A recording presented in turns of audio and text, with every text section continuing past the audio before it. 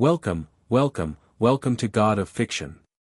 Today we bring you an unforgettable story. Harry was a 1,000-year-old sorcerer reborn in an 11-year-old body to rule the wizarding world. Loving our content? Smash that like button and join our family by subscribing. We truly appreciate each and every one of you. Now, let the story begin. Chapter 1, The Ancient Soul Awakens. The scarlet steam engine thundered through the countryside, carrying its cargo of chattering children toward another year at Britain's premier magical institution. Among them sat a small boy with unruly black hair and startling green eyes that seemed to hold depths no 11-year-old should possess. Harry Potter gazed out the window, his expression neutral despite the storm of calculations behind those emerald eyes. Inside this unremarkable vessel, two souls had reached an uneasy accommodation. The child, miraculous survivor of the killing curse, and the ancient consciousness that had awakened when that very curse had shattered its magical prison. Anything from the trolley, dear? The witch's voice pulled him from his reverie.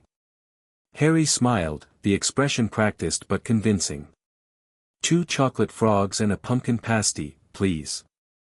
As the witch counted his sickles, Harry observed the currency with mild disgust. In his time, Merlin's time, magical currency had been infused with enchantments that made counterfeiting impossible and allowed for complex financial oaths. These modern coins were little more than stamped metal with rudimentary anti-tampering charms. The red-haired boy across from him, Ron Weasley, 7th son of a once influential family now reduced to political irrelevance, watched hungrily as Harry collected his purchases. "Here," Harry said, tossing him a chocolate frog. "I've never had these before." It wasn't entirely a lie. The body hadn't. Never had a chocolate frog? Ron's incredulity was genuine. "Who raised you, Muggles?" "Yes, actually." Harry unwrapped his own frog, snatching it mid-leap with reflexes that made Ron blink in surprise. "My mother's sister and her husband." "Blimey, that must have been terrible." Harry shrugged. "It was educational." The compartment door slid open, revealing a bushy-haired girl already wearing her Hogwarts robes. "Has anyone seen a toad?" "A boy named Neville's lost one." "No toads here," Ron replied through a mouthful of chocolate. Harry tilted his head slightly, studying the girl.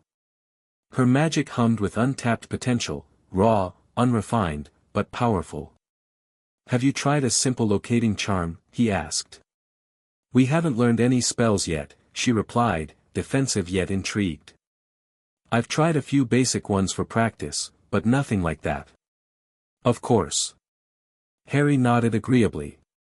"Just curious." The girl introduced herself as Hermione Granger, rattling off facts about Hogwarts she'd memorized from books. Harry listened with half an ear, more interested in what she wasn't saying, her posture, the way her eyes darted nervously, the slight tremor in her hands. Muggle-born, desperate to belong, brilliant but terrified of failure. Useful, perhaps. After she departed, Ron snorted. "Mental, that one." "Intelligence often appears that way to those who don't possess it," Harry replied absently, then caught himself. Too harsh, too formal. The body was young, the persona must match. He forced a laugh. "I mean, she's probably just nervous. Like we all are." Ron gave him an odd look but nodded. "Yeah, suppose so." As darkness fell and the train neared Hogsmeade, Harry excused himself to change into his robes. In the privacy of the lavatory, he studied his reflection. The lightning bolt scar, remnant of powerful sacrificial magic incorrectly attributed to his mother alone. The truth was more complex. Lily Potter had indeed died to protect her son, but the magic that redirected Voldemort's killing curse had been anchored in rituals far older than she could have known. 11 again, he murmured, running a hand through his unruly hair. How inconvenient. The body was weak, untrained, filled with fluctuating hormones and undeveloped magical pathways. It would be years before it could channel even a fraction of the power he once wielded without hesitation. Patience had never been Merlin's virtue, but surviving a millennium in the void between death and rebirth had taught him its value. A millennium spent watching magic fade, diminish, become domesticated and tamed. A millennium of magical knowledge lost to fear and ignorance. A millennium leading to a world where a mediocre dark wizard like Voldemort could terrorize an entire society. Pitiful. The first years crossed the lake in tiny boats under a vast starry sky. Harry allowed himself a moment of genuine appreciation. Hogwarts remained impressive, even to ancient eyes. He had helped raise these stones, after all, though the founders took all credit in modern histories. The castle recognized him. He felt at the moment his feet touched shore, a subtle shift in the ancient wards, a whispered welcome in the stones beneath his feet. The magic was faded, dormant in places, but alive. A good sign. Potter, Harry. Professor McGonagall's voice rang through the great hall. Harry stepped forward, ignoring the whispers that followed him. The professor's stern face betrayed nothing as she placed the sorting hat on his head, but he detected the slightest tremor in her hands. His fame preceded him, it seemed. Well, a familiar voice whispered in his mind. What have we here? Hello, old friend, Harry thought back. You've shrunk since I last saw you. The hat chuckled, a sound only Harry could hear. And you've been reborn, Emrys. Or do you prefer Merlin these days? I answer to Harry now. Do you indeed? I see two souls here, not fully merged. The boy lives alongside the ancient one. Harry frowned internally. A temporary condition. As this body matures, perhaps. Perhaps not. The hat seemed amused. Young Potter's capacity for love is strong, stronger than your capacity for power once was. Interesting combination.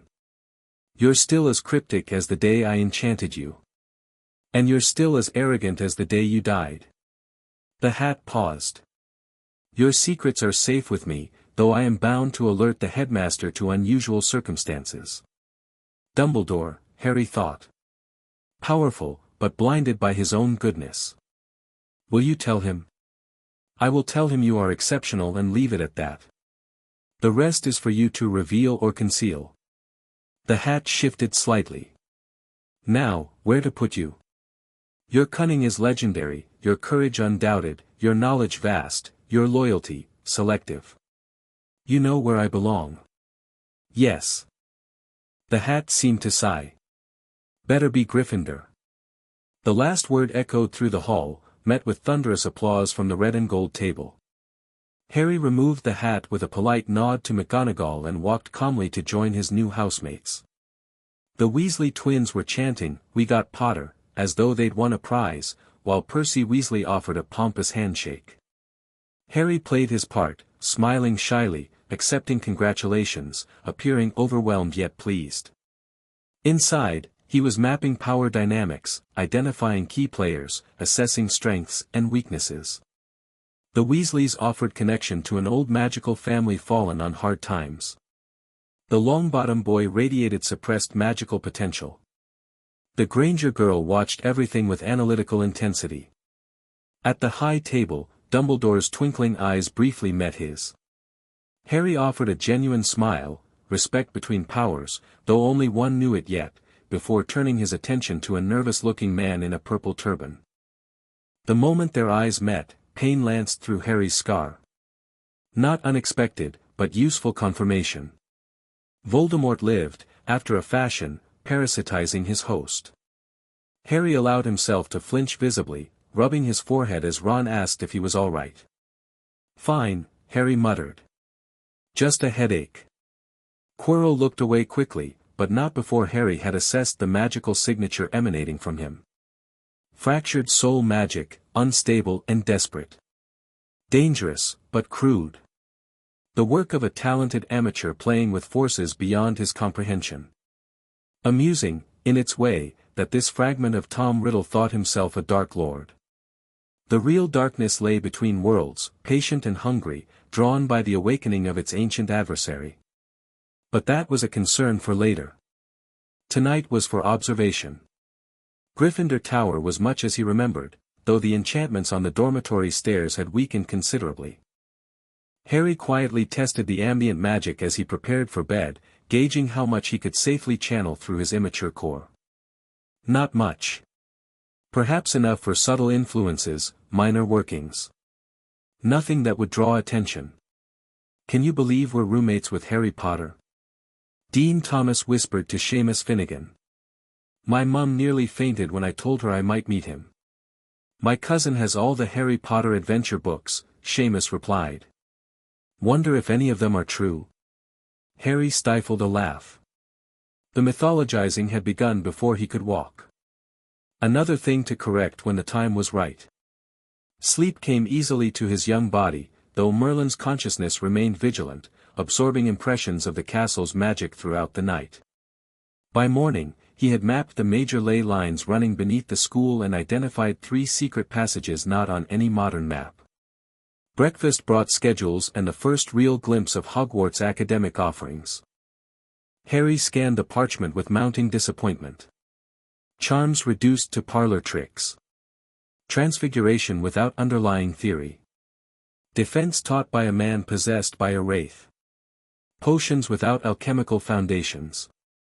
History taught by a ghost stuck in a single century. Double potions with the Slytherins, Ron groaned beside him.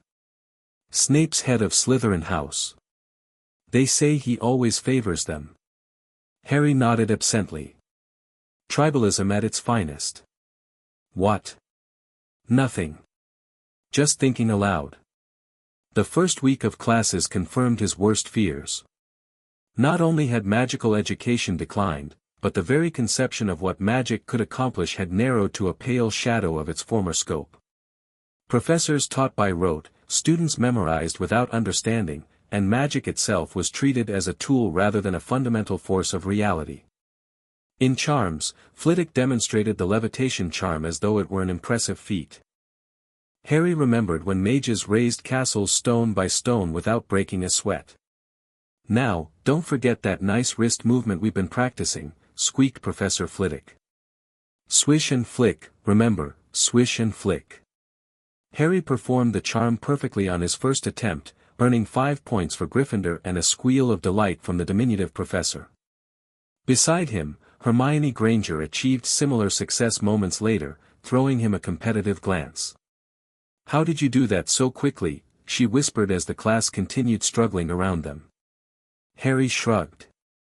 Good visualization, I suppose. I just knew it would work. Her eyes narrowed slightly. You've practiced before, haven't you? Impossible. I was raised by muggles, remember? Then how did you know about location charms on the train? Sharp, this one. Harry offered a disarming smile. I read ahead in our textbooks. Didn't you? She seemed mollified, but not entirely convinced. A potential complication, but also an opportunity. Minds like hers were rare in any age. Transfiguration proved similarly disappointing. McGonagall's matchstick-to-needle exercise was child's play, though Harry deliberately succeeded on his 3rd attempt rather than his first. The fundamental principles remained sound, but the implementation was rigid, unimaginative. By Friday, Harry had compiled a mental catalogue of Hogwarts deficiencies while maintaining his facade as an enthusiastic if somewhat precocious first year. His housemates found him likable if occasionally odd. His professors marked him as talented but not suspiciously so. Only Hermione Granger watched him with persistent curiosity, cataloguing his inconsistencies. Double potions brought his first real challenge. Severus Snape swept into the dungeon classroom like a storm cloud, his magic crackling with barely suppressed hostility. You are here to learn the subtle science and exact art of potion making, he began in barely more than a whisper. The speech was well crafted, almost poetic in its intensity. The man had presence, Harry would grant him that. Then those black eyes fixed on him. Potter, Snape said suddenly. What would I get if I added powdered root of asphodel to an infusion of wormwood? Harry met his gaze steadily. The question was beyond first-year knowledge, deliberately so. But the answer was trivial to someone who had invented half the potion recipes in existence. The draught of living death, sir, he replied evenly. A powerful sleeping potion. Surprise flickered across Snape's face before his sneer returned. Where would you look if I told you to find me a bezoar? The stomach of a goat, sir. It will protect against most poisons. Snape's eyes narrowed. What is the difference, Potter, between monkshood and wolfsbane? They're the same plant, sir, also called aconite. The silence that followed was broken only by Hermione's disappointed sigh as she lowered her desperately raised hand. Snape's expression hardened. Did you think that memorizing the textbook would impress me, Potter? Fame clearly isn't everything. He turned away sharply. For your information, everyone, the properties of these ingredients are fundamental to advanced potion making. You would do well to write this down. The class scrambled for parchment while Snape assigned them a simple boil-cure potion. Harry worked methodically, his movements precise and economical. The recipe was absurdly inefficient, 3 counterclockwise stirs where one would suffice, ingredients added separately when combining them first would enhance potency, but he followed it exactly. No sense revealing too much too soon. When Neville's cauldron melted into a twisted blob, Harry reacted instantly, pulling the boy away before acid green potion could splash his face. Snape vanished the mess with a wave of his wand, berating Neville while deducting points from Gryffindor. You should have told him not to add the porcupine quills before taking the cauldron off the fire, Snape snarled at Harry. Thought he'd make you look good if he got it wrong, did you? That's another point from Gryffindor. The injustice was so blatant that Harry almost laughed. Instead, he nodded contritely, noting how Snape's magic flared with something beyond simple dislike, old pain, festering grief, oaths both kept and broken. Interesting. The man wasn't just a petty tyrant, he was bound by magical obligations that conflicted with each other. Another piece of the puzzle. That evening, Harry slipped away from Gryffindor Tower under the pretext of visiting the library. Instead, he made his way to the third-floor corridor, the forbidden one that promised a most painful death, according to Dumbledore's melodramatic warning. The lock on the door surrendered to a whispered Alohomora, confirming his suspicions about the state of magical security. What guardian required only a first-year charm to bypass? The answer came in the form of hot breath and a rumbling growl as he eased the door open. A massive 3-headed dog filled the chamber, all 6 eyes fixing on him as drool dripped from 3 sets of yellowed fangs. A Cerberus, Harry murmured, unimpressed. How quaint. The creature lunged, only to freeze mid-motion as Harry raised one hand, palm outward.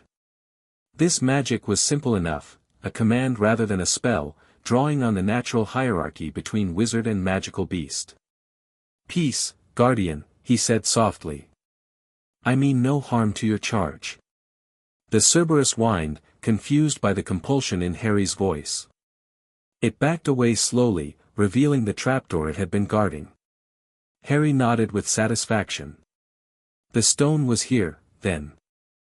Flamel's creation, impressive for a medieval alchemist, though hardly the mythical object modern wizards believed it to be. True immortality required different sacrifices entirely. A sound in the corridor outside made Harry retreat quickly, securing the door behind him. He slipped into an alcove as Argus Filch shuffled past, muttering to his cat. Once the caretaker had gone, Harry made his way toward the defense against the dark arts classroom. Time to assess his second adversary. The classroom was dark, but Harry could sense Quirrell's presence within his office. The turban-wearing professor was talking to himself, or rather, to the parasite he hosted. Harry slipped closer, enhancing his hearing with a subtle working. Master, the boy seems ordinary, Quirrell was saying, his stutter notably absent. Talented perhaps, but not exceptional. Fool, hissed a voice that seemed to emanate from Quirrell himself. The boy survived my curse. He is not ordinary. Watch him carefully. Yes, master. And the stone? We will take it when the time is right. The old fool thinks it well protected, but his defenses are designed to be overcome. A test, not a true barrier. Harry had heard enough. He placed a palm flat against the office door, sending a pulse of diagnostic magic through the wood. The parasitic consciousness reacted instantly, a screech of pain echoing from within as Quirrell cried out in alarm. "Who's there?" Quirrell called, his stutter suddenly back in place. Show yourself." Harry was already gone, moving silently through shadowed corridors back toward Gryffindor Tower. The confrontation confirmed what he'd suspected: Voldemort's wraith was unnaturally sensitive to certain magical frequencies. Useful information for the future. By curfew, Harry was safely back in the common room, playing Exploding Snap with Ron while Hermione studied nearby, occasionally glancing at them with disapproval. The perfect picture of an ordinary first year, albeit one who'd already located the Philosopher's Stone, neutralized a Cerberus, and probed Voldemort's magical vulnerabilities, all before completing his first week of classes. "You're different when you think no one's watching," Hermione said quietly as they prepared to head up to their dormitories. Harry looked at her with new appreciation. "What do you mean?" "Your eyes. They look older somehow." She frowned. "And you know things you shouldn't. Things that aren't in our textbooks." "I read a lot," Harry replied mildly. "So do I. And I haven't read about location charms that could find Neville's toad." Harry smiled. "Maybe you're reading the wrong books." She looked like she might press further, but Percy Weasley chose that moment to herd the first years upstairs, insisting on proper rest before tomorrow's classes. As September gave way to October, Harry established himself as a talented but not suspicious student, excelling in practical magic while deliberately making occasional mistakes in theory. He befriended his yearmates, particularly Ron and Hermione, after she was saved from a troll on Halloween, an incident Harry could have prevented but chose to use as an opportunity to solidify their friendship. He also began building his information network. The castle ghosts, particularly the Grey Lady, responded to his ancient presence with reverence they couldn't quite explain. House elves recognized his magical signature as that of a founder-level authority. Even Mrs. Norris, Filch's suspicious cat, would allow him to pass unmolested when he walked the castle at night. Through these channels, Harry mapped the school's physical and political landscape. He identified Draco Malfoy as a potential tool. The boy's father held significant ministry influence.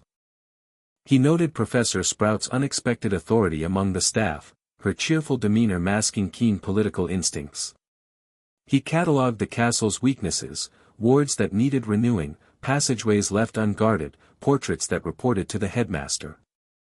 All while watching Quirrell and, by extension, Voldemort's wraith. The confrontation, when it came, was in late November. Harry deliberately lingered after defense class, pretending to struggle with a homework question until the other students had departed. "PP Professor," he said, mimicking Quirrell's stutter with just enough exaggeration to be noticed, "I was wondering about the counter-curse you mentioned." Quirrell stiffened. What about it, PP Potter?" "Well," Harry stepped closer, dropping his facade entirely, "I find it curious that you teach defense when you yourself are so poorly defended." The change was immediate. Quirrell's posture straightened, his eyes hardening as his hand moved toward his wand. "What are you implying, boy?" "I'm not implying anything, Tom." Harry smiled pleasantly. "I'm stating that your choice of vessel is disappointing. I expected better from the so-called heir of Slytherin." The classroom temperature plummeted. Quirrell's face contorted as though fighting some internal battle before settling into a mask of cold fury that belonged to another consciousness entirely. "You know nothing, child," he hissed, voice altered. "I have walked paths of magic you cannot imagine." Harry laughed, the sound startlingly adult. "Oh, Tom. Your imagination is so limited. The magics you consider dark and forbidden are children's toys compared to what once was. What will be again?" He raised one hand, palm up, and summoned a dancing flame that burned cold blue, ancient fire that consumed magic rather than matter. Voldemort's presence recoiled visibly, causing Quirrell to stagger back. "Impossible," Quirrell whispered, but it wasn't his voice. No child could, I'm not just any child, Harry replied, extinguishing the flame with a thought. Consider this a professional courtesy between rival claimants. Abandon your quest for the stone. It cannot give you what you truly seek. He turned to leave, then paused at the door. Oh, and if you mention this conversation to anyone, I'll know. The walls of this castle have been loyal to me for far longer than you've been alive, Tom. Harry left Quirrell gaping, confident he had established himself as a mystery Voldemort couldn't ignore yet couldn't risk confronting directly, not in his weakened state. The display of power had been calculated, impressive enough to unnerve, not significant enough to attract Dumbledore's immediate attention. The balance had shifted. Now Voldemort would be watching him, trying to solve the puzzle of Harry Potter, while Harry continued his preparations unimpeded. December brought snow and Christmas preparations. Harry chose to remain at Hogwarts for the holidays, using the emptier castle to explore more thoroughly. On Christmas morning, he woke to a small pile of presents, his first in this lifetime. Amid the expected gifts from Ron and Hermione was an anonymous package containing a silvery, fluid-like cloak. Harry recognized it instantly, of course. One of the Hallows, created long after his original time yet bearing the unmistakable signature of Death's magic. The note attached, "Your father left this in my possession," told him who had sent it. Dumbledore was making a move in their unspoken chess game, providing a tool while observing how Harry would use it. He would not disappoint. That very night, Harry donned the invisibility cloak and made his way to a disused classroom on the 4th floor. There, as castle gossip had informed him, stood the mirror of Emrys, another test, another trap. Harry studied the inscription, translating the backward text easily. "I show not your face but your heart's desire." Crude but effective soul magic, designed to trap the unwary in visions of unattainable wishes. When he stepped before the mirror, Harry saw himself, not as an 11-year-old boy, but as he once was. Merlin in his prime, power radiating from every pore, the wizarding world united under his guidance, magic flourishing without constraint. Beside this majestic figure stood another version of himself, Harry as he might become, neither wholly Merlin nor wholly the boy who lived, but something new and potentially greater than either. Fascinating. Even his ancient consciousness wasn't immune to the mirror's enticements. "And what do you see, Harry?" He didn't startle at Dumbledore's voice, though the headmaster's silent approach was impressive. Harry let the cloak slide from his shoulders as he turned. "My parents," he lied smoothly. "They're smiling at me." Something like approval flickered in Dumbledore's eyes. "The mirror shows us nothing more or less than the deepest, most desperate desire of our hearts. You, who have never known your family, see them standing around you." "What do you see, Professor?" Harry asked, curiosity genuine. I see myself holding a pair of thick, woolen socks." Dumbledore smiled. "One can never have enough socks." Harry allowed himself a small smile in return. "We all have our secrets, I suppose." A flash of something, surprise. Concern, crossed Dumbledore's face before his genial mask returned. "Indeed we do, Harry. Indeed we do. The mirror will be moved to a new home tomorrow. I ask you not to go looking for it again." "Of course, Professor." As Dumbledore escorted him back to Gryffindor Tower, Harry sensed the older wizard's careful probing magic, subtle legilimency that would have been undetectable to most. He allowed surface thoughts to be read, excitement about Christmas, concern about exams, innocent curiosity about the mirror, while keeping his true nature shielded behind mental barriers disguised as the natural thought patterns of a child. The true test would come later, when the stone's protections were breached and Quirrell made his move. Harry had no intention of preventing this. It would provide the perfect opportunity to eliminate Voldemort's wraith while establishing himself as the innocent hero the wizarding world expected. All pieces were moving into position. The ancient game had begun again. And this time, Merlin, now Harry Potter, would not merely play. He would rule. Spring arrived with increasing tensions. Harry noted Quirrell's deteriorating condition with clinical interest. The possession was consuming him faster than Voldemort had anticipated. Good. Desperation would drive them to act soon. Meanwhile, Harry continued building his foundation.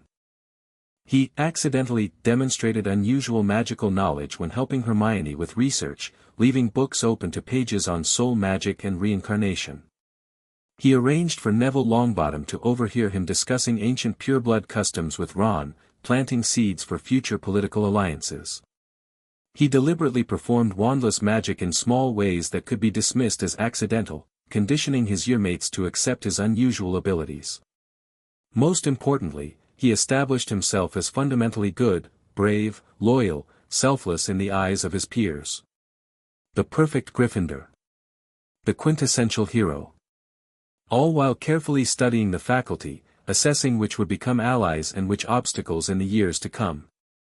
McGonagall's rigid adherence to rules masked a fierce protectiveness he could exploit. Flitwick's cheerful demeanor concealed the dueling champion's tactical mind, a potential ally if approached correctly. Sprout's network of former students penetrated every level of wizarding society. Snape's conflicted loyalties made him unpredictable but potentially valuable. And Dumbledore, the only one who might eventually recognize what Harry truly was, watched from afar, his interventions subtle and his purposes obscure. The trap was sprung in early June, just as Harry had anticipated. Whispered conversations between Quirrell's two voices, monitored through the castle's own ears, revealed the plan to take the stone during exams when the castle would be most distracted.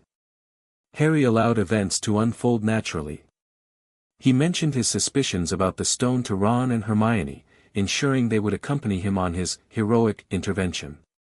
He pretended surprise at each obstacle the professors had placed to protect the stone, obstacles he had already scouted and solved weeks earlier.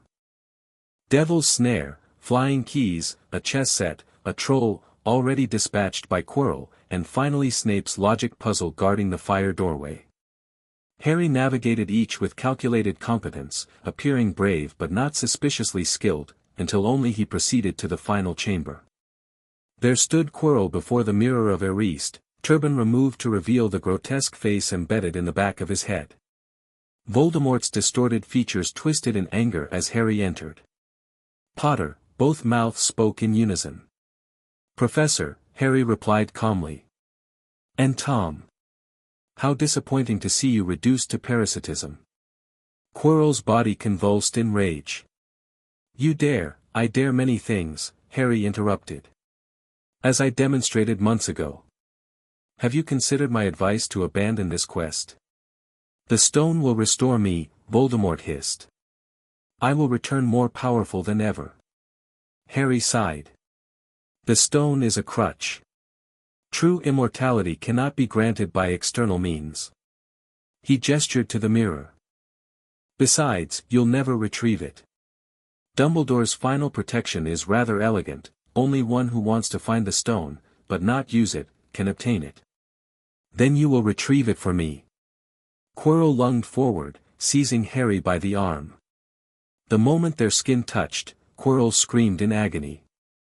His flesh blistered and smoked where it contacted Harry's, a reaction Harry had carefully engineered after their previous encounter, laying dormant protections that would activate upon physical contact. What is this magic? Voldemort shrieked as Quirrell staggered back. Old magic, Harry replied simply. The kind you've forgotten exists. He stepped forward deliberately, hands outstretched. Quirrell retreated in terror, but Harry pressed his advantage, placing his palms against the man's face. The protective magic, disguised as his mother's sacrifice but actually an ancient working of his own design, surged through the contact. Quirrell's body disintegrated beneath his touch, crumbling to ash as Voldemort's spirit tore free with an inhuman howl. The wraith hovered momentarily, its red eyes fixing on Harry with newfound fear before fleeing through the chamber wall. Harry allowed himself to collapse beside the pile of ash that had been Quirinus Quirrell.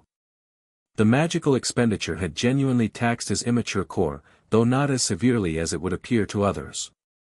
When Dumbledore arrived moments later, he found exactly what he expected, an exhausted but triumphant boy who had somehow, miraculously, defeated a dark wizard through the power of love and sacrifice. Perfect. The hospital wing ceiling was the first thing Harry saw when he awoke. Dumbledore sat beside his bed, blue eyes twinkling with relief and curiosity. "Good afternoon, Harry," he said softly. What followed was precisely the conversation Harry had anticipated: gentle questions about what had happened, carefully worded explanations about love's protective power, and strategic omissions that confirmed Dumbledore was keeping certain truths in reserve. Harry played his role flawlessly, asking innocent questions, expressing appropriate confusion and concern, never revealing how much he truly understood about what had occurred. "Sir, there are some things I'd like to know, if you can tell me," he said, feigning hesitancy.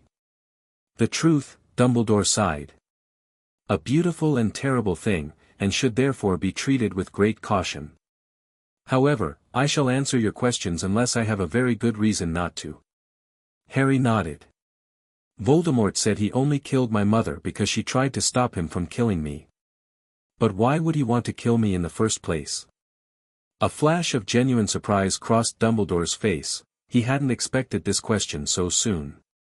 "Good. Off-balance opponents made mistakes."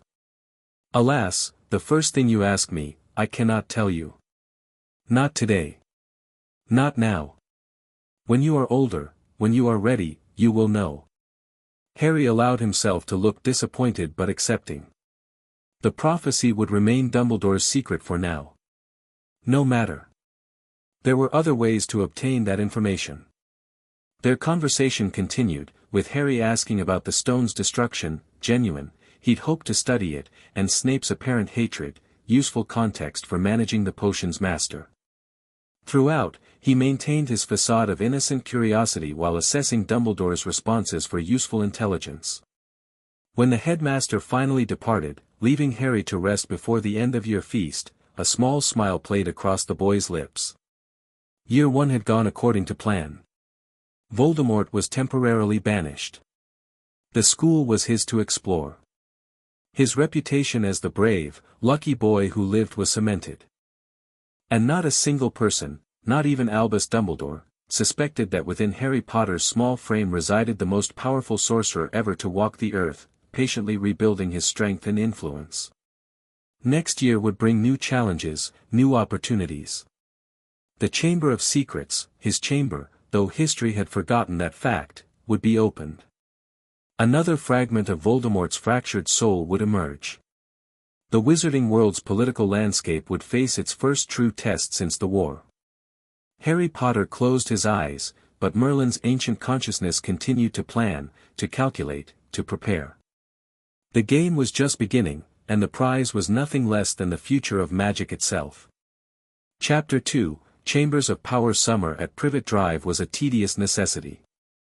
Harry spent the long, empty days strengthening his immature magical core through subtle exercises, manipulating the air currents in his locked bedroom, practicing wandless summoning of small objects, and occasionally sending dreams to his cousin Dudley that left the boy whimpering in his sleep.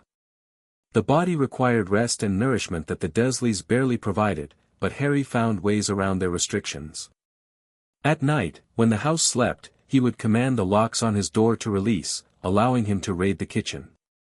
He could have done more, much more, to punish his so-called family, but such petty vengeance was beneath him. They were insignificant pieces in a much larger game. Besides, their fear of him had grown since his return from Hogwarts, providing a certain amusement value. Vernon's face turned fascinating shades of purple whenever Harry casually mentioned "my school" or "my friends."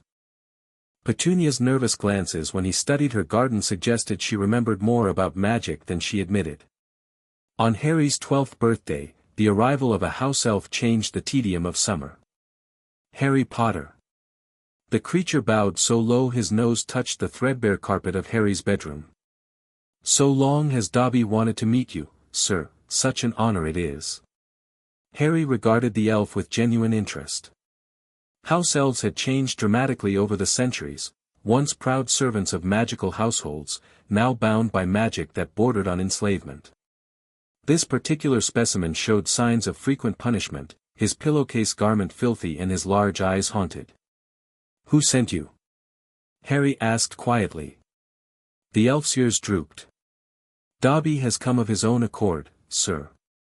Dobby must warn Harry Potter not to go back to Hogwarts. And why is that? There is a plot, Harry Potter.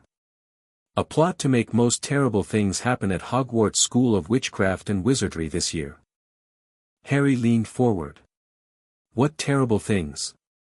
Who's plotting them? Dobby made a strange choking noise and began banging his head against the wall. Harry caught him with a flick of wandless magic, freezing the elf in place. That's quite enough of that, he said calmly. Now, you can't tell me who your master is. I understand the binding, but perhaps you can tell me something about this plot. The elf's eyes widened at the casual display of wandless magic. Harry Potter is indeed a great wizard. But even great wizards cannot face the chamber. He clapped his hands over his mouth in horror. The Chamber of Secrets, Harry finished for him, a slow smile spreading across his face. How interesting. Memory stirred within his ancient consciousness. The chamber, his chamber, though few remembered that truth. Created not as Slytherin's monster pit, as history recorded, but as a sanctuary for magical creatures endangered by the growing persecution of Muggles. The basilisk had been placed there as a guardian, not a weapon, though like all his creations, time and other hands had corrupted its purpose. Dobby has said too much, the elf wailed, breaking free of Harry's light magical hold through sheer panic. Harry Potter must not go back to Hogwarts. What followed was a chaotic series of events, Dobby levitating a pudding to blackmail Harry, the arrival of an official warning for underage magic, and Vernon Dursley's gleeful installation of bars on Harry's window. All minor inconveniences that Harry could have prevented, but he allowed them to unfold. The Ministry's detection of house elf magic registered as his own, a flaw in the trace that he'd need to exploit later. 3 nights after Dobby's visit, Harry was awakened by the sound of an engine outside his barred window. A flying Ford Anglia hovered in the moonlight, containing 3 grinning Weasleys, Ron and the twins, Fred and George. "All right, Harry?" asked George. Harry grinned with genuine warmth. He had grown fond of the Weasleys, despite himself. Their loyalty and straightforward courage were refreshing after centuries of political maneuvering and betrayal. Better now. My relatives aren't keen on visitors. We figured that out, said Fred, eyeing the bars. Stand back. The rescue was accomplished with minimal magic and maximal Weasley chaos, exactly what Harry needed to maintain his cover as an ordinary, if famous, wizard child. By sunrise, he was safely ensconced in the wonderful disorder of the burrow, where magic and family intertwined in ways his original era would have recognized. Molly Weasley's fussing over his thin frame, Arthur's enthusiastic questions about Muggle artifacts, Ginny's wide-eyed hero worship, all provided valuable insights into contemporary wizarding culture. Harry observed everything, filing away information while presenting the persona of a grateful, somewhat shy boy overwhelmed by genuine affection. The Weasleys' financial struggles were immediately apparent. Patches on robes, hand-me-down books, the careful stretching of modest meals to feed many mouths, it spoke of a family whose bloodline far outstripped its Gringotts vault. Another piece in Harry's developing understanding of magical Britain's political landscape. Your family has an ancient lineage, Harry commented casually to Ron as they prepared for bed in his violently orange bedroom. Ron shrugged. Yeah, we're pure blood, if that's what you mean. Not that it matters much these days. Not like the Malfoys, always going on about their precious bloodlines. But it does matter to some, Harry pressed. The old families still hold most of the political power, don't they? Dad says it's all rubbish. Blood doesn't make you better at magic. Of course not, Harry agreed. But tradition carries weight, especially in a society as conservative as the wizarding world. Ron gave him an odd look. You sound like Hermione sometimes. Harry laughed, deflecting the observation. Just something I've been thinking about. Anyway, reckon you can beat me at chess again before we sleep? The following weeks at the Burrow provided crucial context for Harry's plans. He observed the complex dynamics of magical family life, the way household magic was passed down through generations, the unconscious rituals that maintained family bonds, the small traditions that kept old magic alive even when the practitioners didn't recognize their significance. Most revealing was the Weasleys' trip to Diagon Alley, where the hierarchy of wizarding society was displayed in full public view. The Grangers, exchanging Muggle money at exorbitant rates while being treated with barely concealed condescension by goblin tellers. The Weasleys, respected for their bloodline but pitted for their poverty. And the Malfoys, strutting through the alley as though they owned it, which, Harry suspected, they partially did. The confrontation in Flourish and Blots between Arthur Weasley and Lucius Malfoy was particularly illuminating. Beneath the petty insults lay centuries of political positioning, the Weasleys' gradual fall from power as they championed Muggle rights, the Malfoys' rise through strategic marriages and ministry influence. "The company you keep, Weasley," Malfoy drawled, his cold eyes fixed on Hermione's parents. "And I thought your family could sink no lower." Harry watched the exchange with ancient eyes, noting how Malfoy's fingers twitched toward a walking stick that almost certainly concealed his wand. The man radiated old magic, not particularly powerful, but refined through generations of careful breeding. More interesting was the book Malfoy had slipped into Ginny Weasley's cauldron during the scuffle, a battered diary that pulsed with dark energy. Soul magic, crude but effective. Another fragment of Tom Riddle, though different from the parasite that had inhabited Quirrell. Harry allowed the diary to remain with Ginny.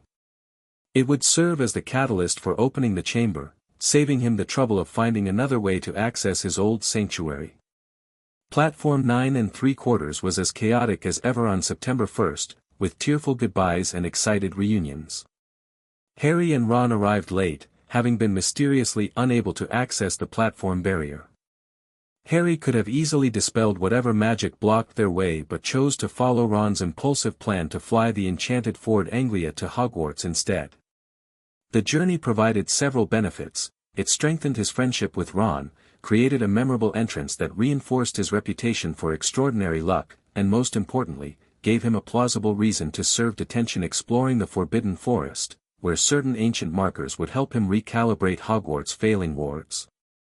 Their crash landing into the Whomping Willow and subsequent disciplinary hearing before Snape went exactly as Harry anticipated. McGonagall's punishment, detention rather than expulsion, was predictably fair, and Dumbledore's twinkling gaze held new wariness when it met Harry's. Good. The headmaster was paying attention. As September progressed, Harry settled back into the rhythm of Hogwarts life. Classes remained disappointingly basic, though he found small ways to explore magic beyond the curriculum, subtle variations to standard spells, wandless magic disguised as accidental, and theoretical questions that pushed his professor's knowledge without revealing his own. Gilderoy Lockhart proved to be an unexpected complication. The defense professor was clearly a fraud, but a dangerous one. His skill with memory charm suggested a man who had eliminated rivals without remorse. Harry made a point of appearing mediocre in Lockhart's class, neither attracting the man's jealousy nor his mentorship. More concerning was the diary's effect on Ginny Weasley. Harry monitored her from afar as Tom Riddle's Horcrux gradually siphoned her life force, using her as a conduit to the physical world. The girl grew pale, withdrawn, her magic fluctuating as the parasitic soul fragment fed on her energy. Harry could have intervened immediately, but timing was crucial.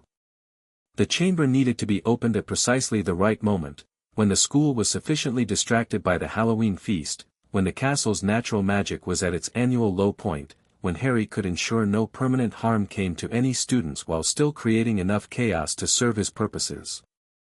Halloween arrived with the usual festivities.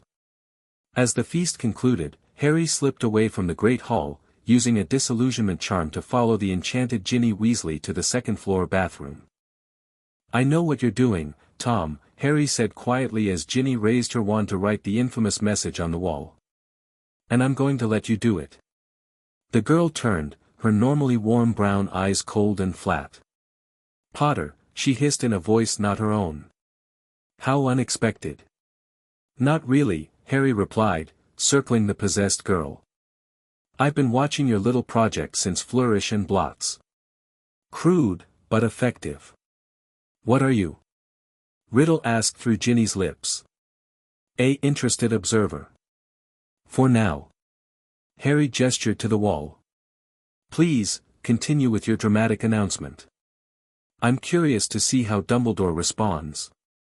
Confusion flickered across Ginny's face before Riddle's control reasserted itself. The possessed girl turned back to the wall, scrawling the ominous message in rooster blood, "The Chamber of Secrets has been opened. Enemies of the air, beware." There, Harry said with satisfaction. Now release the basilisk. I'd like to have a word with it. Genuine shock broke through Riddle's composure. You know of the basilisk? You wish to speak with it? Of course. It's been too long since we last conversed. Before Riddle could respond, Harry hissed in perfect Parseltongue, "Ancient Guardian, heed the call of your true master." The sink before them began to transform, pipes rearranging themselves to reveal the entrance to the chamber. From deep below came an answering hiss that made Ginny's body shudder. "I come, speaker," the basilisk replied, its voice echoing up through the pipes. Riddle fought for control, forcing Ginny's body to speak. "I am the heir of Slytherin. You will obey me." Harry laughed softly. "You're merely a shadow of a talented student, Tom. I am far more than that." He turned to the trembling girl. "Now, I think it's time for you to return to your dormitory. You'll remember none of this." With a casual gesture, Harry sent a pulse of magic that temporarily disrupted Riddle's control. Ginny blinked in confusion, then collapsed as Harry cast a gentle sleeping charm. He levitated her unconscious form to a nearby alcove, placing protective enchantments around her that would prevent the diary from regaining control until morning. Then he turned back to the chamber entrance just as an enormous serpentine head emerged from the pipes. "Close your inner eyelids," Harry commanded in Parseltongue. "I would speak with you without risk of death." The basilisk obeyed, a milky membrane sliding over its lethal yellow eyes.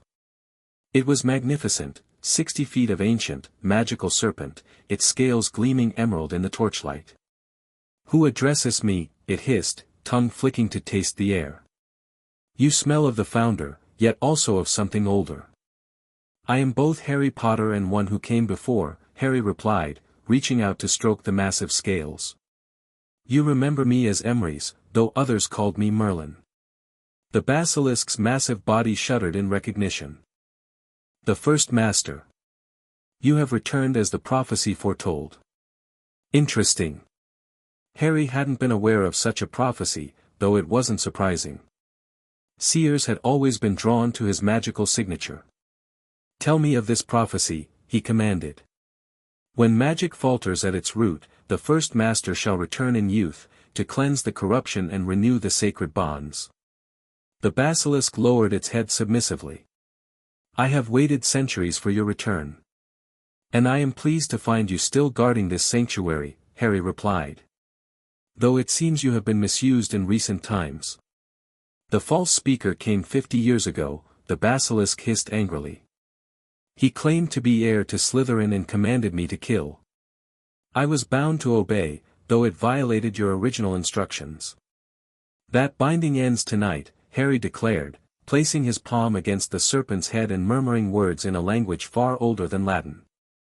Golden light spread from his fingers, sinking into the basilisk's scales as ancient magic recognized ancient magic. "You are bound now only to me," Harry continued. "You will protect the students of this school from genuine threats. You will remain hidden except when I call. And you will never again kill on behalf of Tom Riddle or his soul fragments." The basilisk bowed its massive head. "It shall be as you command, First Master." Harry spent the next hour exploring the chamber, reacquainting himself with the sanctuary he had created centuries ago. Beyond the main chamber with Slytherin's statue, a later addition, and not a particularly flattering likeness, he found hidden rooms containing rare potions, ingredients preserved in stasis, a library of texts written in Parseltongue, and magical artifacts that had been considered lost to time.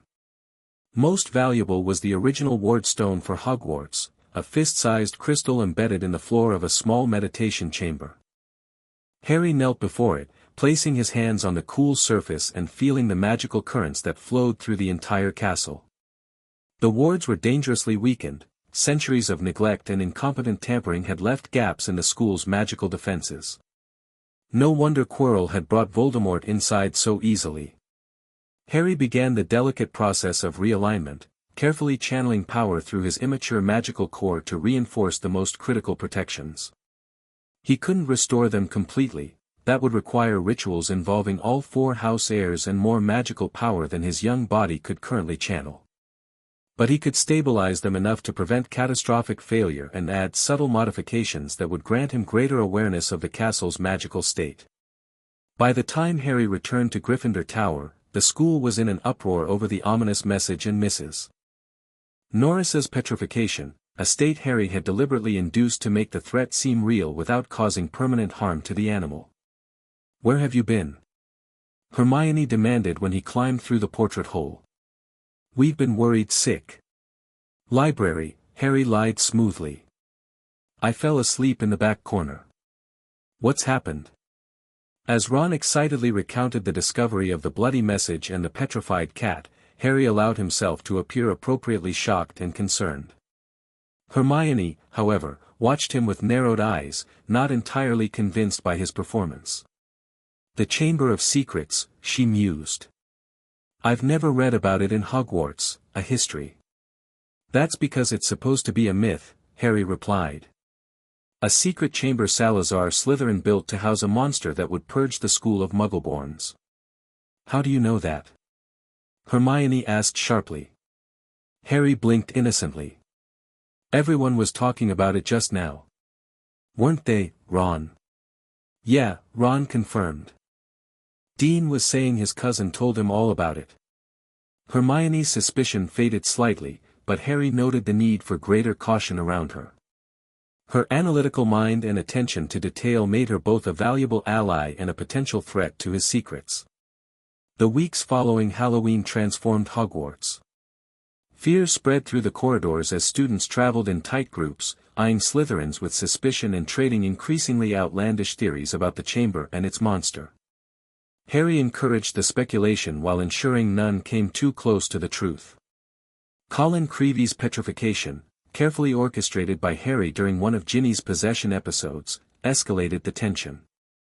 Harry had chosen the boy deliberately, ensuring he was found with his camera raised to provide a clue about the basilisk while keeping him safely unconscious rather than dead.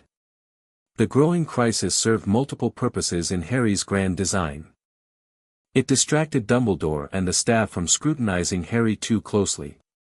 It created divisions among the student body that would be useful for future political maneuvering.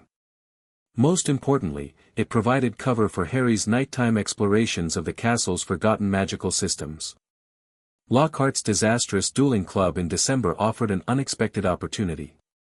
When Draco Malfoy conjured a snake during their demonstration duel, Harry decided it was time to reveal one of his abilities. "Stop," he commanded in Parseltongue as the snake advanced on Justin Finch-Fletchley. "He is not your enemy." The serpent subsided immediately, coiling docilely at Harry's feet while the entire hall fell silent in shock. Harry feigned confusion, looking around at the horrified faces. "What?" he asked Ron. "You're a Parselmouth." Ron whispered. "Why didn't you tell us?" The fallout was spectacular.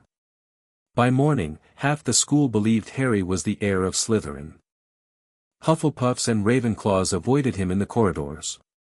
Slytherins watched him with newfound respect and wariness. All exactly as planned. "This is ridiculous," Hermione fumed in the library as they researched Parseltongue. "Just because you can talk to snakes doesn't mean you're setting a monster on Muggleborns." "I'm Muggleborn, and we're best friends." "People fear what they don't understand," Harry replied mildly, turning a page in Magical Languages of the Ancient World. "Parseltongue has been associated with dark wizards since Herpo the Foul first bred a basilisk." Hermione's head snapped up. "A basilisk? Harry, how do you know about that?" He maintained a perfectly innocent expression. "It's right here in the book." Herpo the Fowl was the first recorded parselmouth to successfully hatch a basilisk, whose gaze brings instant death to any who meet it directly. "Let me see that," she demanded, reaching for the book.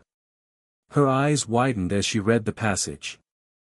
"Harry, do you think that the monster in the chamber might be a basilisk? It would explain the petrifications, if they saw the reflection of its eyes rather than looking directly." Hermione was already scribbling notes. "And spiders flee before it, and a rooster's crow is fatal to it, it all fits." Harry allowed himself a small, satisfied smile. Hermione was brilliant, exactly as he'd anticipated.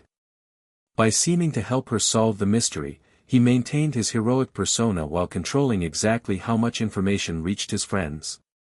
"We should tell Professor McGonagall," Hermione insisted. "Not yet," Harry cautioned. "We need more proof. Besides, if it is a basilisk, how is it moving around the castle without being seen? The thing must be enormous." That question kept Hermione occupied for weeks, searching for the answer Harry already knew. Meanwhile, he continued his clandestine work, using the chamber as a base of operations for more complex magical workings than his young body could normally sustain. The chamber's natural amplification properties, the reason Slytherin had claimed it in the first place, allowed Harry to perform rituals that strengthened his magical core and accelerated his physical development without detection by the castle's monitoring enchantments. By Christmas, Harry could channel significantly more power without strain, though still only a fraction of his original capacity. More importantly, he had mapped the complete network of Hogwarts ward stones and identified the key weaknesses in the castle's defenses, knowledge that would prove essential in the years to come. The winter holidays brought a new opportunity when Harry discovered most of his Slytherin yearmates were staying at school. Using the invisibility cloak, he followed Draco Malfoy and his cronies to an unused dungeon classroom where they practiced darker spells than the curriculum allowed. Harry watched from the shadows as Malfoy demonstrated a cutting hex that left deep gouges in a wooden dummy.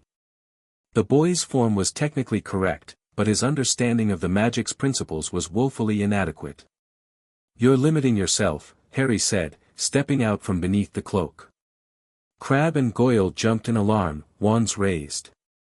Malfoy spun around, his pale face flushing with anger and embarrassment. "Potter! What are you doing here?" "Learning," Harry replied calmly, tucking the invisibility cloak into his robes. "Just as you are. Though your methods could use refinement." "Are you spying on us?" Malfoy demanded, trying to regain his composure. "Observing," Harry corrected. "There's a difference." He gestured to the damaged dummy. "Your cutting hex uses more power than necessary because you're focusing on the effect rather than the principle. What would you know about it?" Malfoy sneered, but uncertainty flickered in his eyes. Harry drew his wand and aimed at a second dummy. "Sectum Sempra," he whispered, performing a modified version of the spell that used 1/3 the magical energy while producing a cleaner, deeper cut. Malfoy's eyes widened. "That's not a standard cutting hex." "No," Harry agreed. "It's better. More efficient. Created by someone who understood that intent shapes magic more powerfully than Latin words." "Where did you learn that?" Malfoy asked, suspicion warring with genuine curiosity. Harry smiled enigmatically. "I have access to knowledge most have forgotten." He surveyed the Slytherins coolly. "The question is, are you interested in learning, or are you content with childish imitations of power?" It was a calculated risk, revealing more of his abilities to potential political rivals. But Harry needed to begin cultivating allies among the traditionalist families, and the Malfoys, despite their unfortunate association with Voldemort, represented old magic and significant political influence. Draco hesitated, clearly torn between ingrained rivalry and the temptation of forbidden knowledge. "Why would you teach us anything, Potter? We're not friends." "Friendship is overrated," Harry replied. "Magical alliance, however, has value to all parties." He began circling the room, speaking in a tone that carried ancient authority despite coming from a child's throat. The wizarding world is stagnating because we've forgotten that magic transcends house rivalries and political squabbles. True power comes from understanding magical principles that haven't been taught at Hogwarts in centuries. He stopped directly before Malfoy. Your family preserves certain traditions, certain magics. Mine had others. An exchange of knowledge benefits us both. Crabbe and Goyle looked thoroughly confused, but something sparked in Malfoy's pale eyes, ambition, certainly, but also recognition. On some instinctive level, old family magic recognized old family magic. What exactly are you proposing, Potter? Malfoy asked cautiously. A truce, to start. Then perhaps cooperation on certain, extracurricular studies. Harry gestured around the dungeon. This space is inadequate. I know somewhere better, if you're interested. The chamber, Malfoy whispered, connecting the dots. You really are the heir. Harry neither confirmed nor denied it. Meet me on the second floor tomorrow night if you want to learn magic they don't teach in classrooms. Come alone. He donned the invisibility cloak again and departed, leaving the Slytherin staring after him in bewilderment and grudging respect. The seeds were planted. Now to see what would grow. To Harry's mild surprise, Draco Malfoy actually appeared at the designated meeting spot the following evening, his pointed face a mixture of fear and defiance. This better not be a trick, Potter, he said as Harry emerged from the shadows. No tricks, Harry assured him. Just an opportunity few are offered. He led Malfoy not to the chamber itself, that sanctuary wasn't for sharing yet, but to a forgotten dueling room hidden behind a tapestry of Merlin instructing the young founders. The irony wasn't lost on Harry as he tapped the woven figure of his former self with his wand, causing the tapestry to dissolve into mist. The room beyond was circular, its walls lined with ancient practice dummies and faded dueling platforms. Harry had spent several nights restoring the basic enchantments, though much of the original magic remained dormant, awaiting proper awakening. What is this place? Malfoy asked, genuine awe breaking through his practiced sneer. The Founders' Practice Room, Harry replied. Created before they divided into houses, when they still believed in teaching all forms of magic to those with the talent to wield it. How did you find it? It's not in any of the books about Hogwarts. Harry smiled. I have my methods. The question is, what will you learn now that you're here?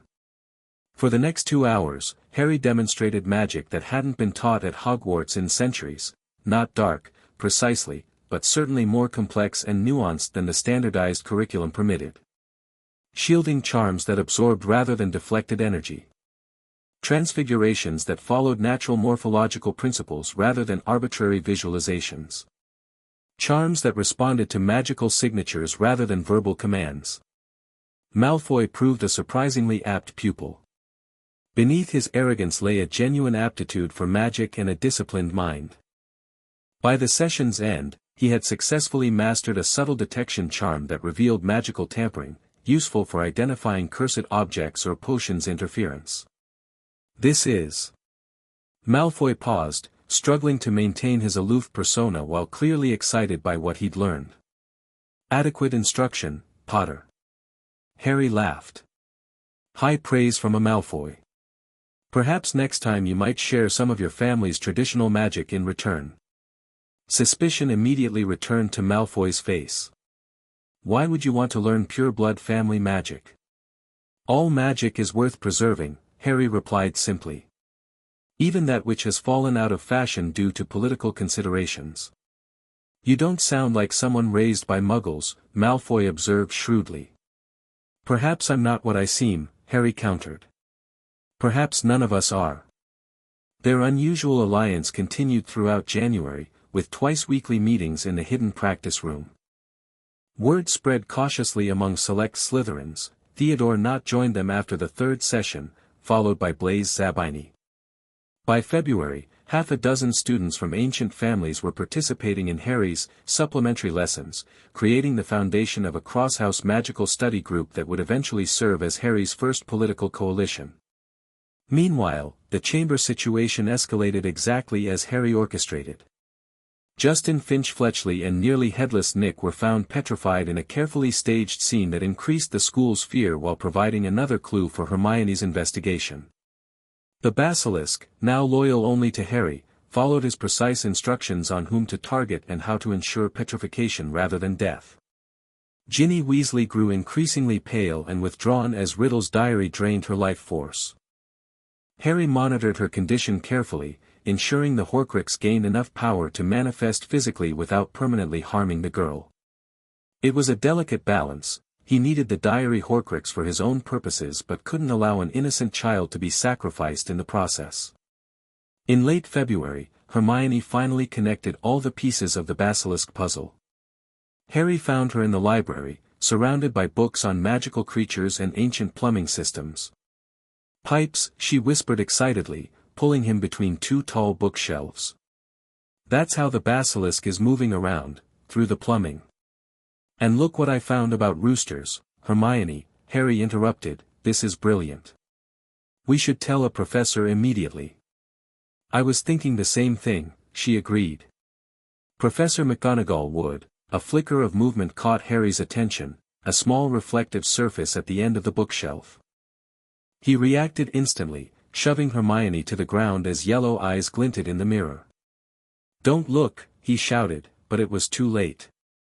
Hermione had seen the basilisk's reflection and was already freezing in place, her eyes wide with shock and one hand still clutching a torn page about basilisks. Harry performed a convincing display of panic and confusion for any monitoring spells before carefully placing a small mirror in Hermione's rigid hand. He had orchestrated this petrification personally. The basilisk had been instructed to wait near the library until Hermione discovered the pipe's connection, then create a controlled exposure. With Hermione petrified, Harry had free rein to proceed with the final stage of his chamber strategy without her uncomfortable questions and observations. He arranged for her and a Ravenclaw prefect to be discovered, further heightening the school's fear while removing suspicion from himself, who would attack his own best friend. The timing was perfect. As March arrived, Dumbledore was temporarily removed as headmaster by the school governors, led by Lucius Malfoy. Hagrid was taken to Azkaban on suspicion of opening the chamber. Security measures reached unprecedented levels, with students escorted between classes by teachers and all evening activities cancelled. Only then did Harry approach Draco Malfoy with a seemingly innocent question after one of their private practice sessions. "Your father led the call to suspend Dumbledore, didn't he?" Harry asked, casually twirling his wand between his fingers. Malfoy smirked, pride overcoming caution. "Father's always said Dumbledore's the worst thing that ever happened to this place." "Interesting timing, though," Harry mused. Almost as if he knew the attacks would escalate. The smirk faltered. "What are you implying, Potter?" "Nothing at all. Just curious about the diary your father slipped into Ginny Weasley's cauldron at Flourish and Blots. The one that's been possessing her all year."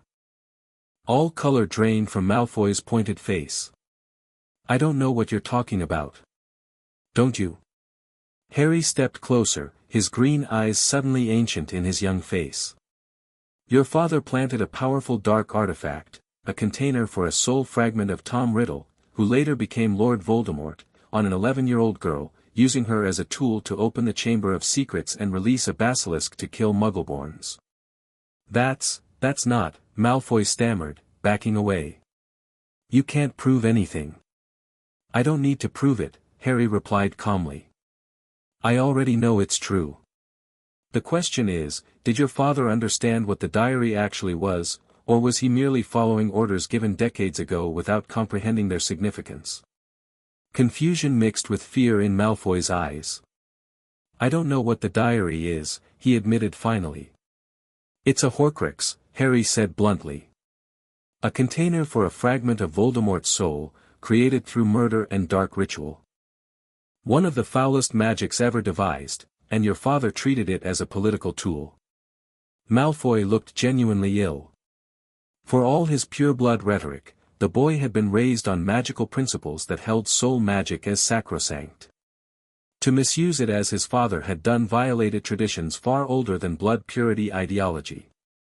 "What do you want from me?" Malfoy asked, his usual arrogance entirely absent. I want to know if your family remembers its older oaths, Harry replied cryptically. Before Voldemort. Before Grindelwald. When the Malfoys first came to Britain with William the Conqueror, they swore magical allegiance to a power they recognized as greater than their own. Confusion flickered across Malfoy's face. The only allegiance that old would be to. His eyes widened in sudden comprehension. That's impossible. Harry smiled, allowing a fraction of his ancient power to surface, just enough to create a subtle aura of authority that magical bloodlines were conditioned to recognize. Is it? You can't be, Malfoy whispered. You're Potter. Half-blood. Gryffindor. I am many things, Harry replied. Just as the Malfoys were many things before they became Voldemort's servants. Your family once had honor, Draco. Your ancestors understood that true magical power transcends petty politics. What are you saying? Malfoy's voice had dropped to a barely audible whisper. I'm saying that events are going to come to a head very soon. Ginny Weasley will be taken into the chamber. I will rescue her and destroy the diary. And your father will arrive at Hogwarts expecting to gloat over Dumbledore's downfall, only to find his plan has failed spectacularly. Harry leaned closer, his voice taking on the resonance of his true age. When that happens, you will have a choice to make: continue following a father who prostrates himself before the shadow of a failed Dark Lord, or remember the more ancient loyalties that once made the Malfoy name truly powerful. He left Draco standing frozen in the practice room, mind reeling with implications he couldn't fully grasp but instinctively recognized as transformative. The seed was planted. Now to orchestrate the final act of this year's drama. On the evening of May 29th, the message appeared on the wall in foot-high letters: her skeleton will lie in the chamber forever. Ginny Weasley had been taken, exactly as Harry had arranged. He had carefully monitored her condition as Riddle's diary consumed more of her life force, ensuring she would be weakened but not permanently harmed. Now he needed to play the hero one more time before confronting the Horcrux on his own terms. We've got to tell someone, Ron said, face ashen as they stared at the bloody message. McGonagall, no, Harry said firmly. There's no time. We know what the monster is and where the entrance must be. We have to go ourselves. Are you mental? Ron gaped. We can't fight a basilisk. We don't have to fight it, just avoid its eyes and find Ginny. Harry grabbed Ron's arm. She's your sister, Ron. Every minute we waste talking to professors is another minute the diary drains her life. The argument was persuasive enough to override Ron's common sense.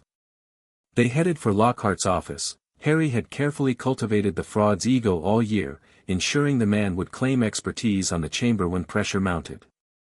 Finding Lockhart packing to flee was perfect. It allowed Harry to disarm the coward, expose his fraudulence to Ron, and then force him to accompany them to Myrtle's bathroom at one point. All without appearing too competent or ruthless for a second-year student.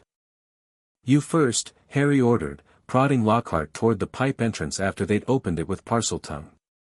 The journey to the chamber proceeded exactly according to Harry's design. Lockhart's attempted memory charm using Ron's broken wand, the resulting cave-in that separated Harry from the others, the dramatic solo approach to the chamber's main hall, all created the heroic narrative that Wizarding Society expected while giving Harry the privacy he needed for what came next. The chamber's cavernous main hall was just as he remembered from his previous visits, serpentine columns rising to a ceiling lost in shadow, the enormous statue of Salazar Slytherin, a poor likeness, really, and at its base, the small, pale form of Ginny Weasley, with the black diary clutched in her lifeless hands. Beside her stood the semi-transparent figure of a 16-year-old Tom Riddle, handsome and charismatic even as a memory-given physical form. Harry Potter, Riddle said softly. I've been waiting for you. Tom, Harry replied, walking forward calmly. You're looking well for a parasitic memory. Surprise flickered across Riddle's handsome features. You know who I am. Tom Marvolo Riddle. Born December 31, 1926, to Mara P. Gaunt and Tom Riddle Senior Prefect, head boy, recipient of a Special Services Award for allegedly catching the heir of Slytherin, rather ironic, since you were the heir all along. Harry circled the spectral teenager, sizing up the Horcrux. Later styling yourself Lord Voldemort, an anagram of your birth name because you couldn't bear the reminder of your Muggle father. Rage contorted Riddle's face before he mastered himself. You seem remarkably well informed for a child. And remarkably calm, considering your friend lies dying. She's not dying yet, Harry corrected. Weakened, certainly. Unconscious, yes. But you haven't taken enough of her life force to fully manifest. A process I'd estimate would take another hour, at least. How could you possibly know that? Riddle demanded. Harry smiled coldly. Because I understand soul magic far better than you do, Tom. Your Horcrux is an abomination, not because it's dark, but because it's incomplete. A crude approximation of true immortality created by a talented but ultimately limited wizard. Fury and confusion warred on Riddle's face. He raised Ginny's wand. Enough talk. Let me teach you a lesson about true power. Let's match the powers of Lord Voldemort, heir of Salazar Slytherin, against the famous Harry Potter.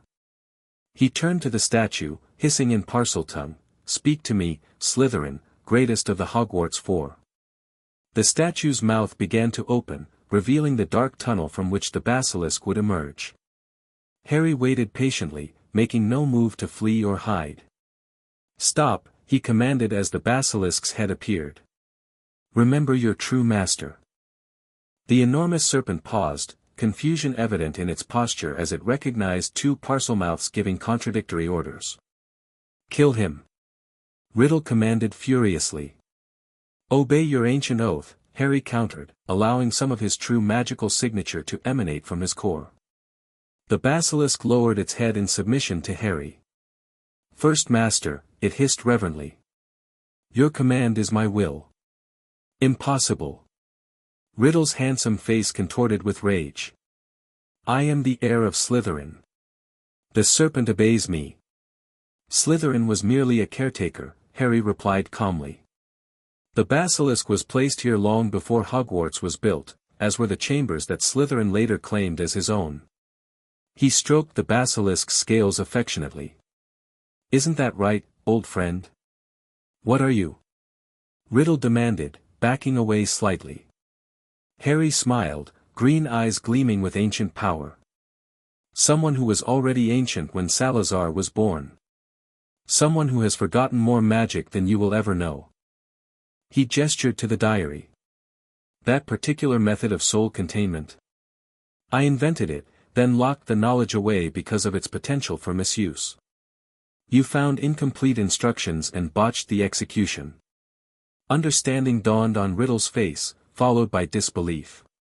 "You're claiming to be—" "I'm not claiming anything," Harry interrupted. "I'm simply stating facts.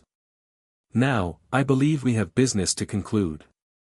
He knelt beside Ginny, checking her pulse. Steady but weak, exactly as he'd calculated. Then he picked up the diary, turning it over in his hands. "Remarkable that something so mundane could contain such darkness," he murmured. "Though I suppose that was the point. No one would suspect." "Put that down," Riddle said sharply, raising Ginny's wand. "I think not." Harry reached into his robes and withdrew a basilisk fang he'd collected during his previous visits to the chamber. "This seems an appropriate tool for the job, don't you think?" Basilisk venom, one of the few substances that can destroy a Horcrux. Panic flashed across Riddle's face.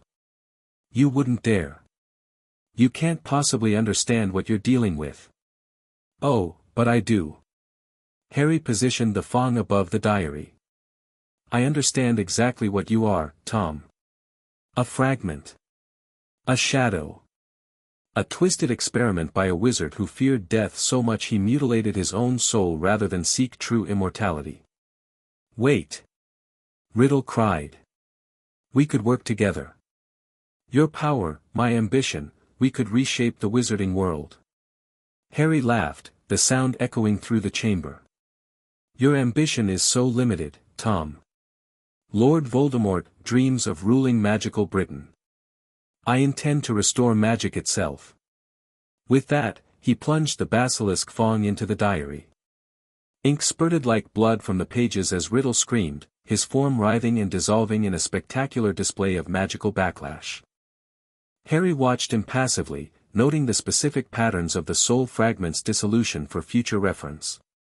When it was done, Ginny gasped and stirred, color returning to her cheeks. Harry quickly pocketed the destroyed diary and moved to help her sit up, his expression shifting seamlessly to concerned heroism. Harry, she mumbled. What, where, the diary, it's all right, he soothed. Riddle's gone. The basilisk can't hurt anyone now. He helped her to her feet, supporting her weight. Can you walk? We need to get back to Ron. The journey back through the chamber was carefully orchestrated to reinforce Harry's heroic narrative.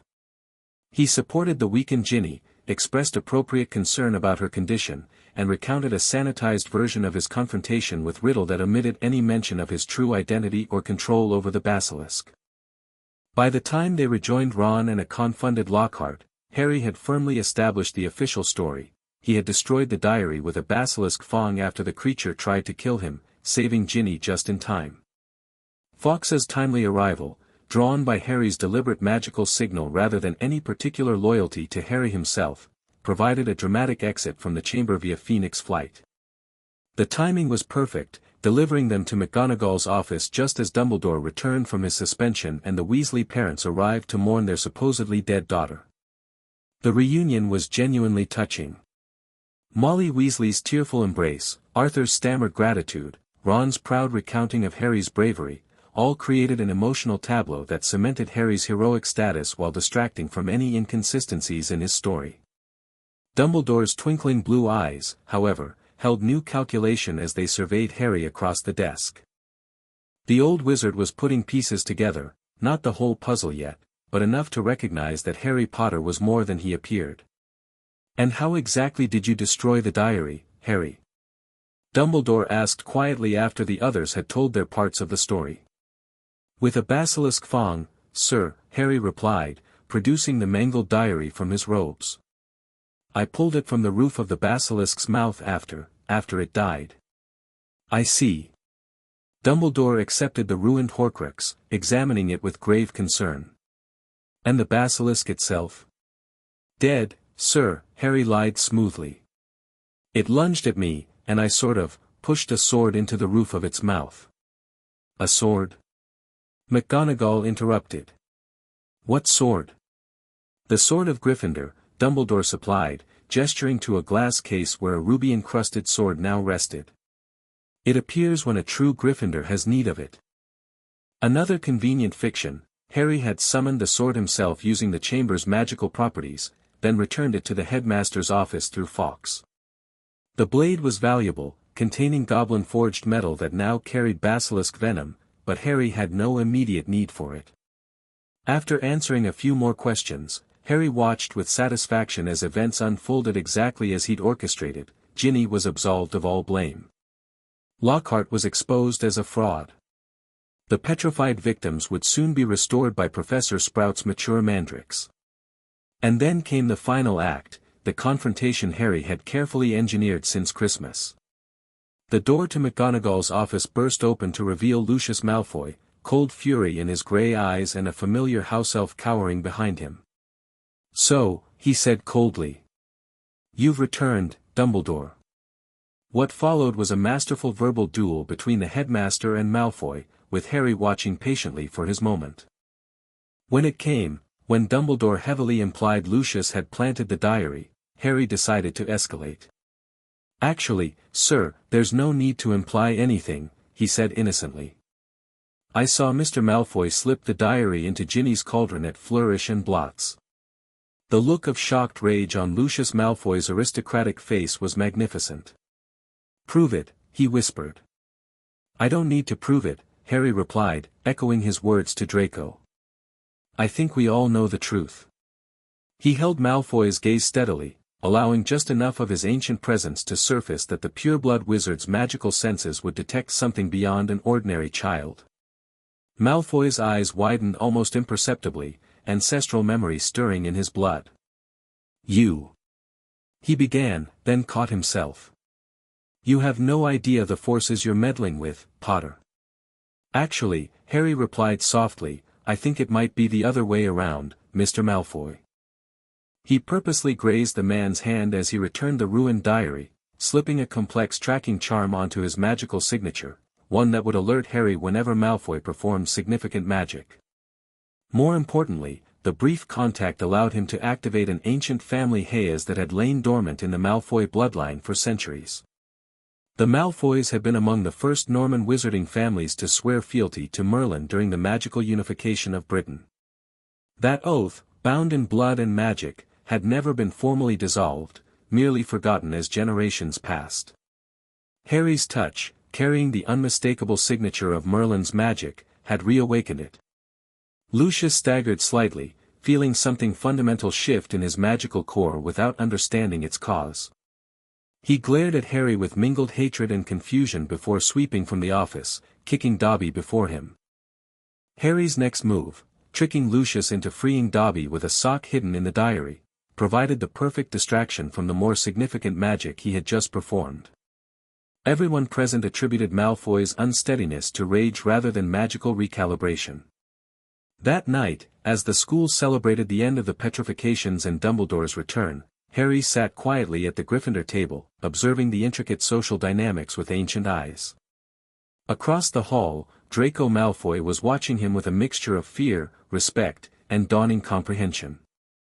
The boy had felt the family magic shift when Harry activated the dormant oath.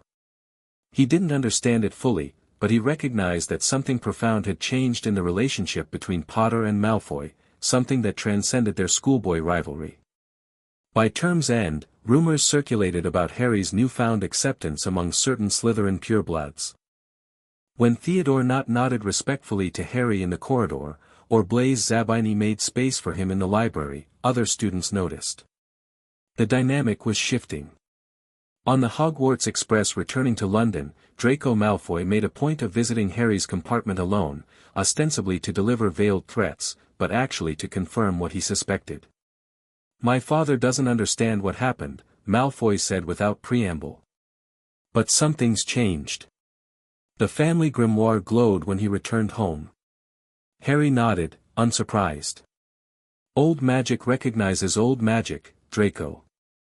Your ancestors knew mine, long before Hogwarts existed.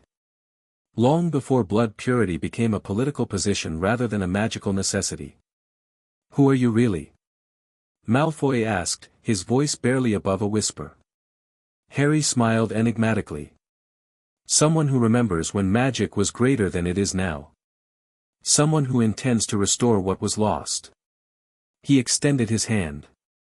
"The question is, will the Malfoys stand with me as they once did, or continue serving the shadow of a failed Dark Lord?" Draco stared at the offered hand for a long moment, ancestral memory warring with recent history. Then, with a decisiveness that surprised even Harry, he grasped it firmly. "The old ways are returning," Harry said softly as magic hummed between their clasped hands. "Tell your father that Lucius Malfoy faces a choice between remembered glory and continued decline." The diary was an abomination against magic itself, proof that Voldemort never understood the true power he claimed to champion. Draco nodded slowly. "I'll tell him." As the boy left, Hermione entered, her sharp eyes noting the strange encounter. "Was that Malfoy being civil?" "People can surprise you," Harry replied with a genuine smile. "Sometimes they even surprise themselves." His second year had accomplished everything he'd intended. The chamber was secured. The basilisk was firmly under his control. Dumbledore was wary but not yet suspicious enough to move against him. Most importantly, he had laid the groundwork for a political coalition that transcended traditional house rivalries, the first step toward rebuilding the magical unity that had once made Britain great. As the train pulled into King's Cross, Harry allowed himself a moment of quiet satisfaction. The ancient game continued, with new pieces moving into position. The wizarding world remained oblivious to the true nature of the boy they called their savior, but they would understand soon enough. Merlin had returned. And this time, he would not merely advise kings. He would rule. Chapter 3, The Crown and the Crossroads. The summer air hung heavy with anticipation as Harry stared at the television in the Dursleys' immaculate living room. The Muggle News was showing a grainy photograph of a gaunt-faced man with wild, matted hair and hollow eyes that seemed to burn with desperate intensity. Considered armed and extremely dangerous. The public is warned not to approach Black under any circumstances but to call the emergency hotline immediately. Vernon Dursley snorted from his armchair. Look at the state of him. Filthy layabout. You can always tell, can't you, Petunia? Harry tuned out his uncle's predictable tirade, focusing instead on the fugitive's face. Sirius Black. The name resonated with implications, connections forming rapidly in his ancient consciousness. Black. Noble and most ancient house. Allies of Merlin during the Goblin Wars. Bound by oath to the Druidic Covenant. And more recently, his godfather. The man who had allegedly betrayed James and Lily Potter to Voldemort. Except the story had never quite made sense, even to a disinterested observer.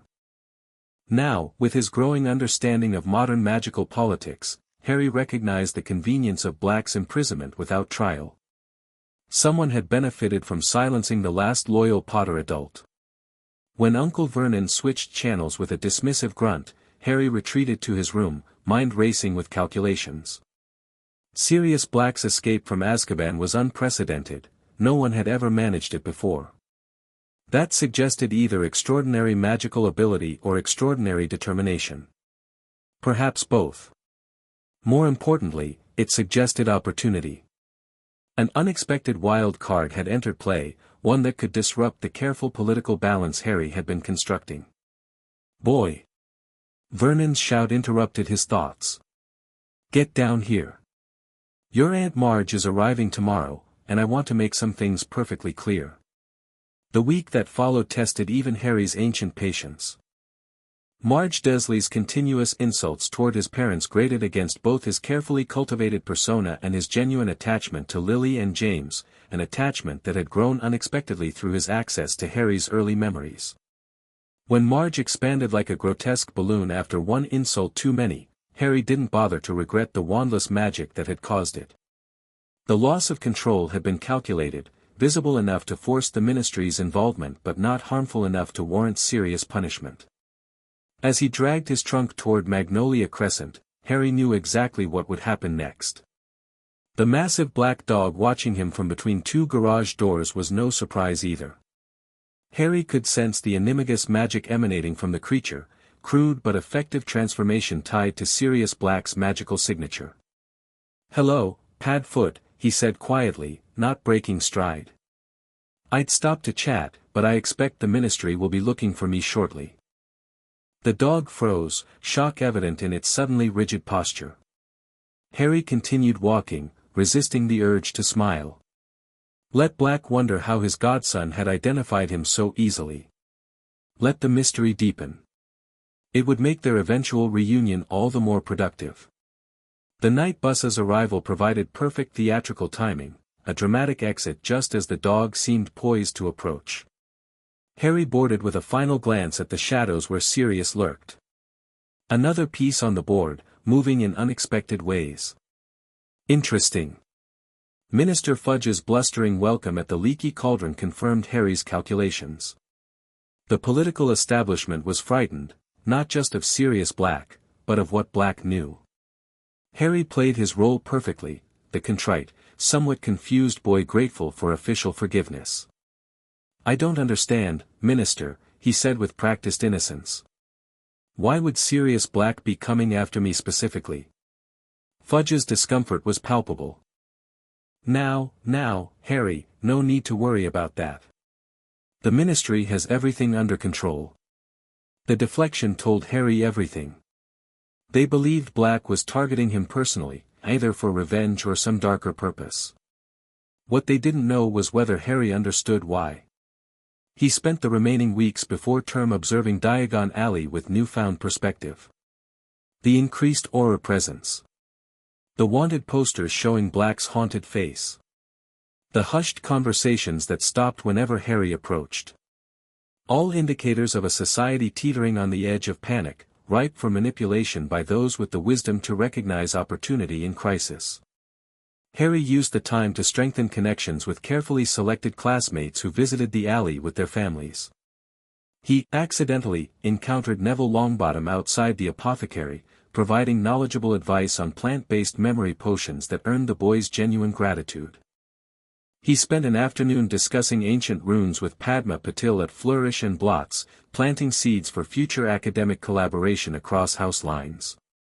Most productively, he met with Blaise Zabini and Theodore Knott at Fortescue's ice cream parlor, continuing the political groundwork he'd established through their secret study sessions the previous year. "Mother says the ministry's in chaos over Black," Zabini commented, casually licking his spoon. "Fudge is taking direct advice from the Malfoys now. Lucius has been unusually quiet this summer," Knott added. "Father says he's spending more time in the ancestral library than at the ministry." Harry nodded thoughtfully. The reactivated family magic was working its influence on the Malfoy patriarch, exactly as planned. "And your father's? Any unusual interests lately?" The two Slytherins exchanged glances. "Father asked about you," Knott admitted reluctantly. "Specifically, about your magical abilities." Seemed concerned. "Not concerned," Zabini corrected. "Intrigued. Mother too. She asked if you had any unusual knowledge of old family rituals." Harry smiled. "I'm flattered by their interest. Perhaps you might mention that I've been researching magical oaths and family alliances. The kind that predate the ministry's establishment." The message would reach the right ears. The old families were already sensing the change in magical currents that Harry's awakening had initiated. Soon they would need to choose sides, cling to the fading present or embrace the resurgent past. Platform 9 3/4 was more crowded than usual on September 1st, anxious parents lingering for final goodbyes amid whispered concerns about Sirius Black. Harry boarded the Hogwarts Express with Ron and Hermione, noting the presence of a shabbily dressed man sleeping in their compartment with interest. "Who do you reckon he is?" Ron whispered, nodding toward the sleeping figure. "Professor R.J. Lupin," Hermione replied promptly. "It's on his case." Harry studied the man with ancient eyes, recognizing the magical signature of a werewolf immediately. Remus Lupin, another connection to his parents, another piece moving into position at precisely the right moment. Their journey proceeded uneventfully until darkness fell and the train suddenly ground to a halt. Ice spread across the windows as unnatural cold seeped into the compartment. Harry felt it immediately, the unmistakable psychic presence of death magic. "Dementors," he murmured, recognizing creatures he had encountered centuries ago, when they had been fewer and less controlled. The compartment door slid open to reveal a towering, hooded figure whose ragged breathing filled the space with the stench of decay. Harry observed its outstretched, scabbed hand with academic interest even as his companions recoiled in terror. The creature turned toward him, drawn by the unusual complexity of his soul, two consciousnesses intertwined, one ancient and powerful, one young and marked by sacrifice. Harry felt its confusion as it attempted to categorize this unique prey. He could have repelled it easily with magic far older than the standard Patronus charm. Instead, he allowed it to approach, curious about its effect on his hybrid consciousness. The results were fascinating. As the Dementor drew closer, Harry experienced not one set of traumatic memories but two, Harry Potter's recollection of Lily's death interwoven with Merlin's memory of his final battle against the Nameless One. Green light and cosmic darkness.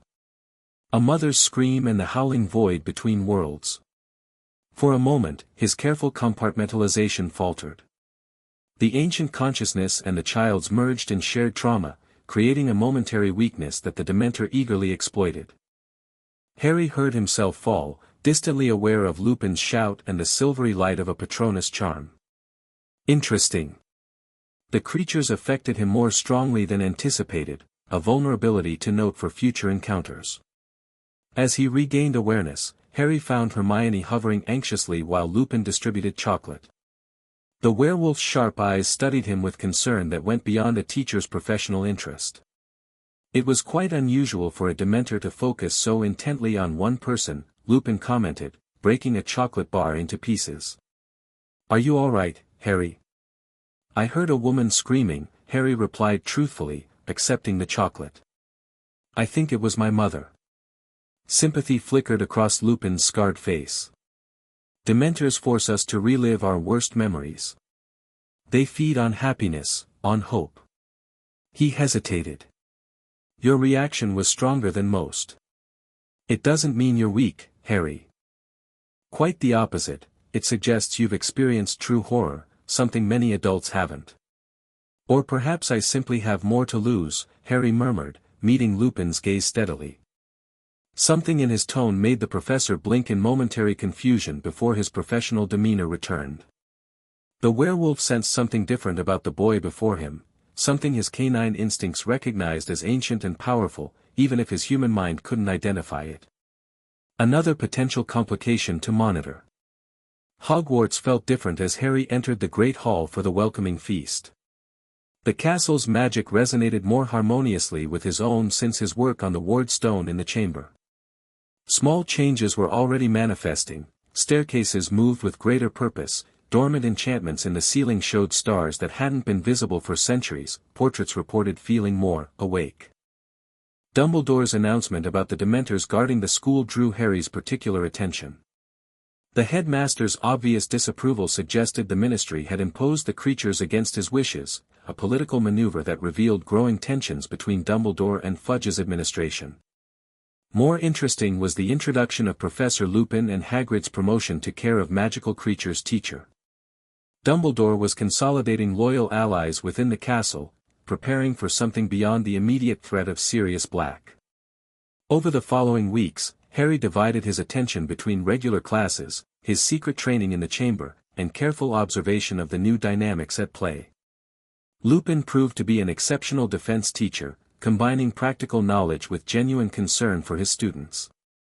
His special interest in Harry was obvious but carefully restrained, personal feelings subordinated to professional responsibility. Still, the man clearly yearned to share memories of James and Lily. Harry decided to encourage this connection. After a particularly impressive defense lesson involving a boggart, he lingered behind, ostensibly to ask about defensive spells. "Professor," he said hesitantly, "may I ask you something personal?" Lupin looked up from organizing papers. "Of course, Harry. Did you know my parents well? At Hogwarts, I mean." The question landed exactly as intended. Lupin's careful professionalism cracked, revealing genuine emotion beneath. "Yes," he said softly. "Your father was one of my best friends. And your mother?" He smiled sadly. "Lily was the kindest person I've ever known. And formidable when provoked." "Everyone says I have her eyes," Harry offered, creating space for Lupin to continue. "You do. But your expressions, sometimes you look exactly like James when he was plotting mischief." Lupin's smile grew warmer. "Though I suspect you've inherited Lily's restraint. James would have been in detention twice a week by now." Harry laughed. "The Sorting Hat did consider Slytherin before putting me in Gryffindor. Maybe that's her influence." The casual mention of his near sorting had the intended effect. Lupin's eyebrows rose slightly, his assessment of Harry growing more complex. "The Hat considers many things," he said carefully. "Though I'm sure James would be thrilled you ended up in Gryffindor. And my mother? Lily would care more that you were happy and learning, regardless of house." Lupin hesitated. "She always saw beyond artificial divisions." Harry nodded thoughtfully. "I'd like to hear more about them sometime. If you don't mind." "I'd like that too, Harry." The werewolf's expression held genuine warmth mixed with something like relief, the relief of finally being able to share memories he'd kept locked away for 12 years. Connection established.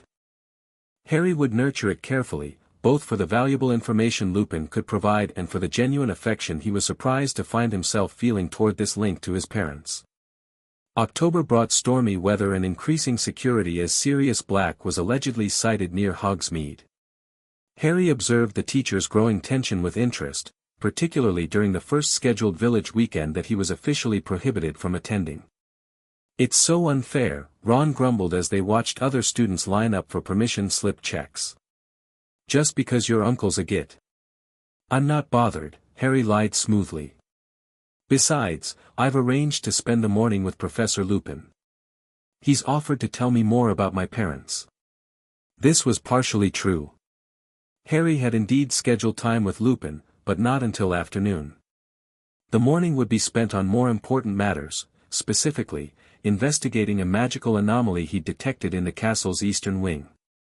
For weeks, Harry had sensed an unusual magical presence moving through Hogwarts at irregular intervals.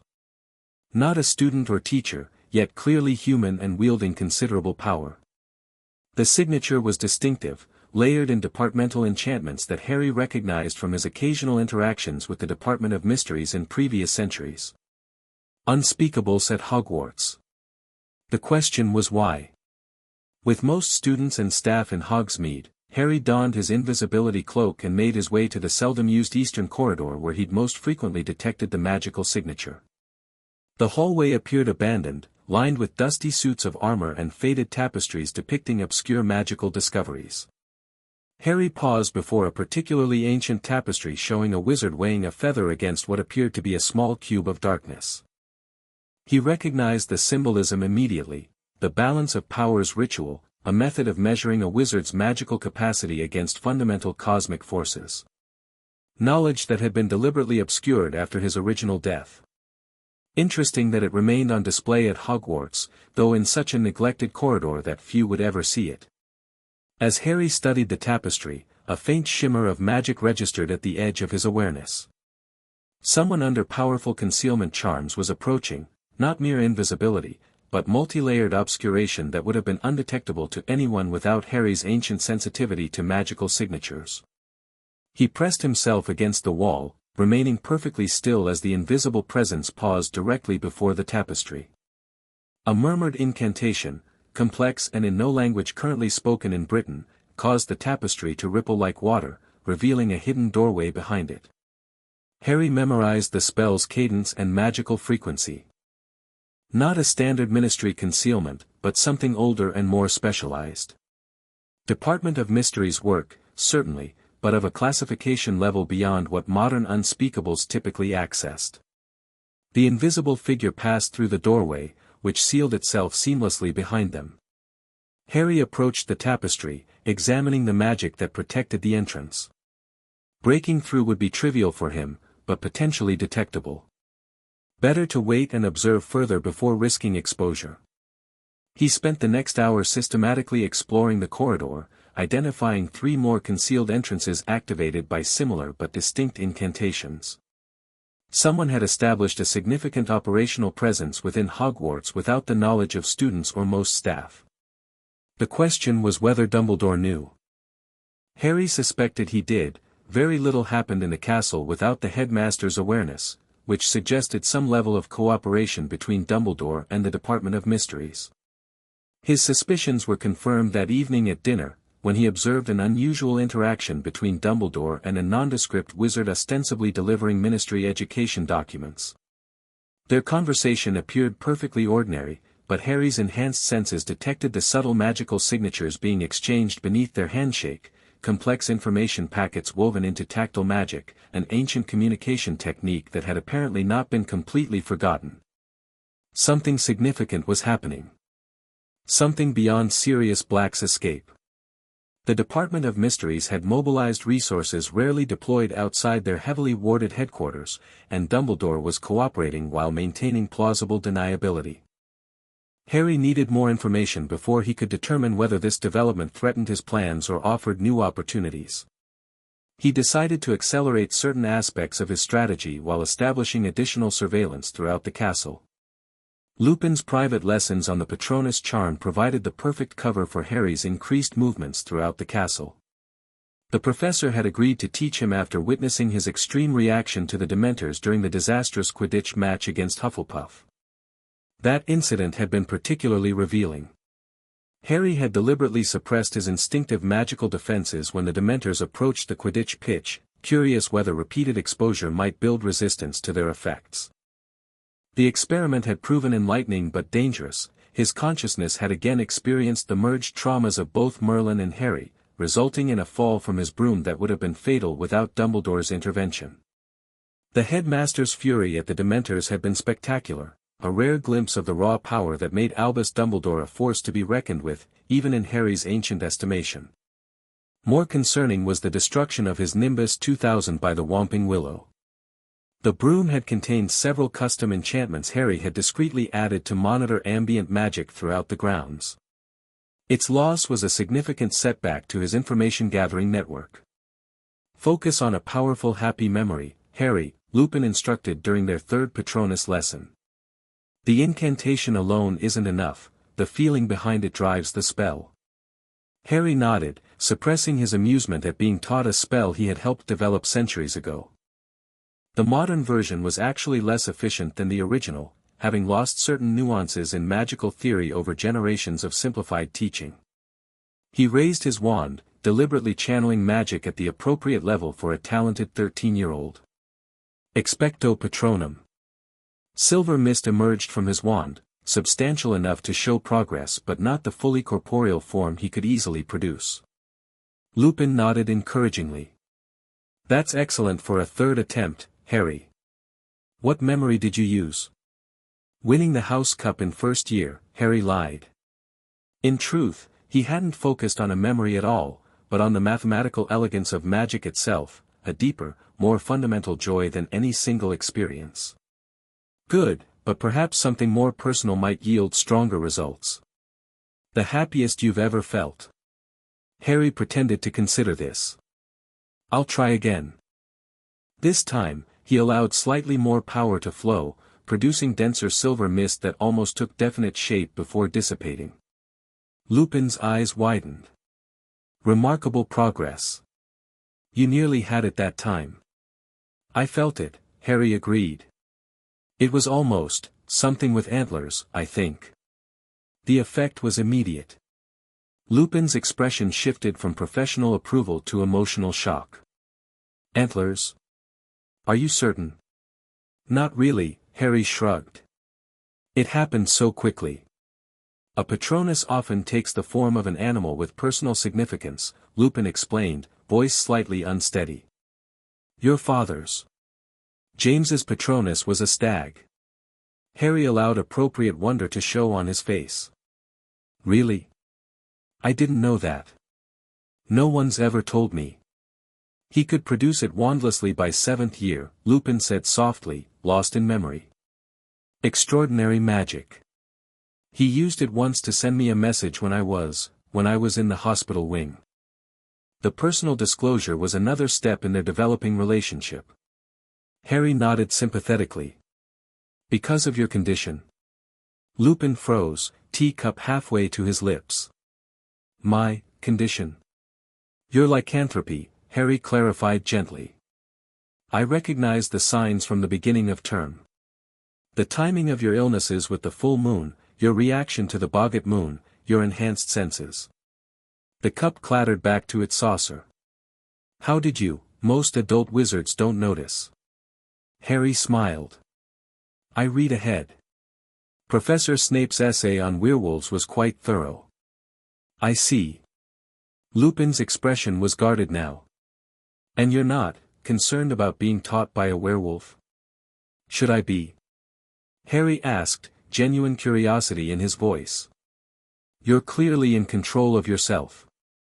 You take precautions. And you're the best defense teacher we've had. Relief flooded Lupin's face, followed by something like pride. You are so much like your mother sometimes. Lily saw past prejudices too. It's simply logical, Harry replied. Judging someone's character by an involuntary condition makes no sense. Many wizards aren't so reasonable. Lupin studied him thoughtfully. You're quite extraordinary, Harry. Not just magically, but in your thinking. I've had time to consider things from different perspectives, Harry said truthfully. Living with the Dursleys taught me not to accept conventional wisdom without question. Their conversation continued, gradually shifting from werewolf prejudice to Harry's parents' school days and finally to Sirius Black, a topic Lupin clearly found painful but Harry carefully steered them toward. Professor Dumbledore mentioned that Black was their friend too, Harry said cautiously.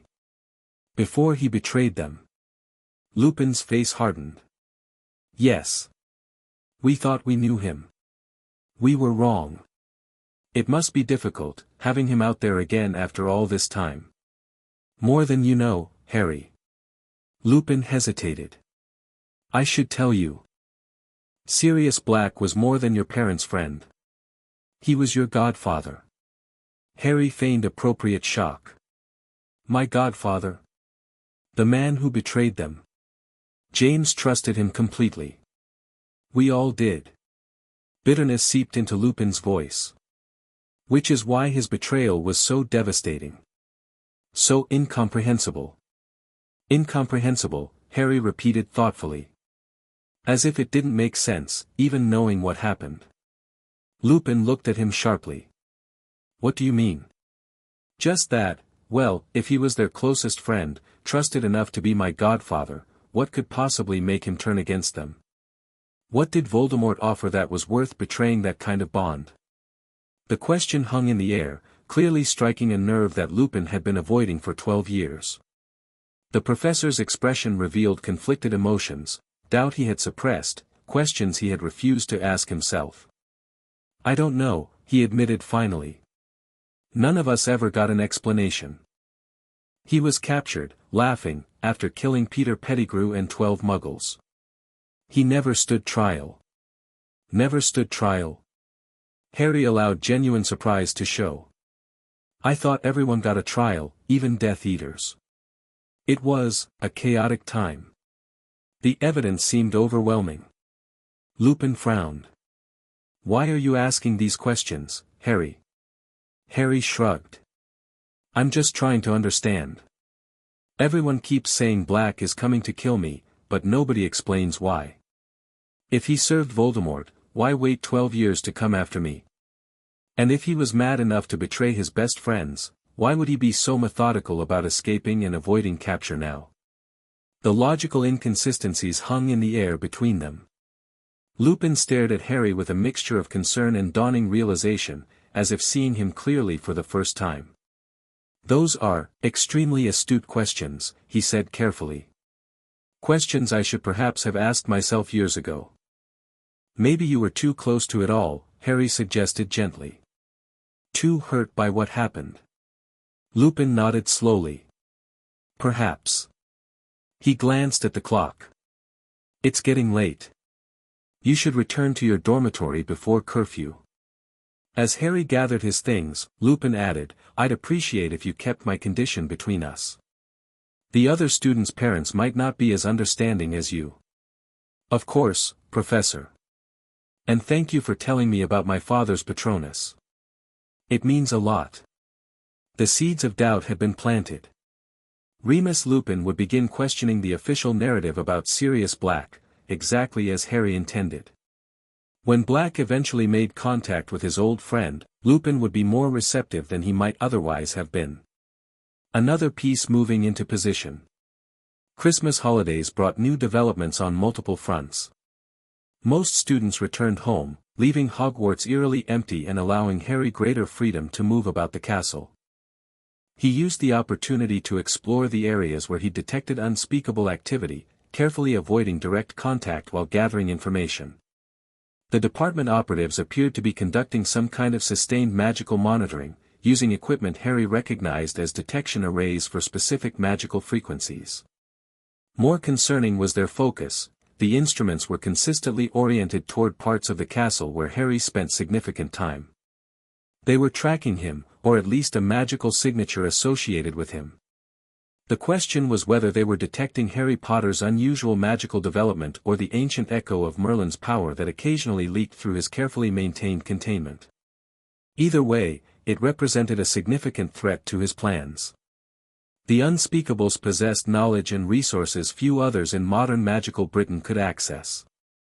If they identified the true nature of his hybrid consciousness, they might take actions to control or contain him. The timing of their investigation was also troubling. Had they detected something during his chamber activities? Or was this standard procedure following the events of his first 2 years at Hogwarts? Harry needed more information, and fortune provided the perfect opportunity on Christmas morning. The anonymous gift of a firebolt, the world's most advanced racing broom, created exactly the distraction Harry needed. Hermione's immediate suspicion that Sirius Black had sent it led to Professor McGonagall confiscating the broom for inspection, causing a temporary rift between Harry and his friends that provided cover for his increased solitary movements. While Ron fumed about Hermione's betrayal and the professors dismantled the firebolt searching for curses, Harry focused on penetrating the unspeakable's operational security. He began with passive observation, using disillusionment charms and the invisibility cloak to monitor personnel rotations and security protocols. The unspeakables maintained a small but continuous presence, with teams of 2 rotating every 8 hours through what appeared to be a converted classroom in the East Wing. Their operational security was impressive by modern standards, but laughably inadequate against someone with Merlin's experience in magical espionage. Harry identified 3 distinct vulnerabilities within the first day of observation.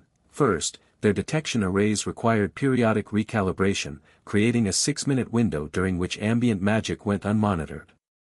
Second, their personnel used standardized department authentication charms when entering or leaving the secure area, complex but predictable magical signatures Harry could replicate with minimal effort. Third, and most usefully, they maintained physical documentation rather than relying entirely on memory or magical recording, likely due to concerns about potential memory charms or magical interference. On the 3rd night after Christmas, during the midnight rotation when castle activity was at its lowest, Harry executed his infiltration plan. Using the recalibration window, he approached the hidden entrance disguised under multiple layers of concealment, not just visual invisibility but magical signature suppression and temporal distortion that made his movements appear as ordinary background fluctuations. The authentication charm flowed from his fingers in perfect mimicry of the pattern he'd observed, causing the tapestry to ripple and reveal the doorway beyond. Harry slipped through silently, maintaining absolute magical discipline to prevent detection. The room beyond had been transformed into a sophisticated monitoring station. Magical instruments of various types lined the walls, many connected by threads of silvery light to a central crystalline structure that pulsed with recorded data. 3 desks held stacks of parchment covered in complex notations, while a large map of Hogwarts dominated one wall, various locations marked with glowing dots of different colors.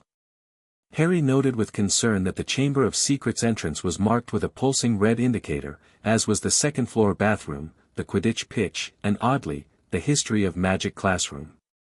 The 2 unspeakables on duty were focused on a particularly complex instrument that resembled a cross between a telescope and a metronome, its pendulum swinging in an irregular pattern as it apparently tracked something moving through the castle.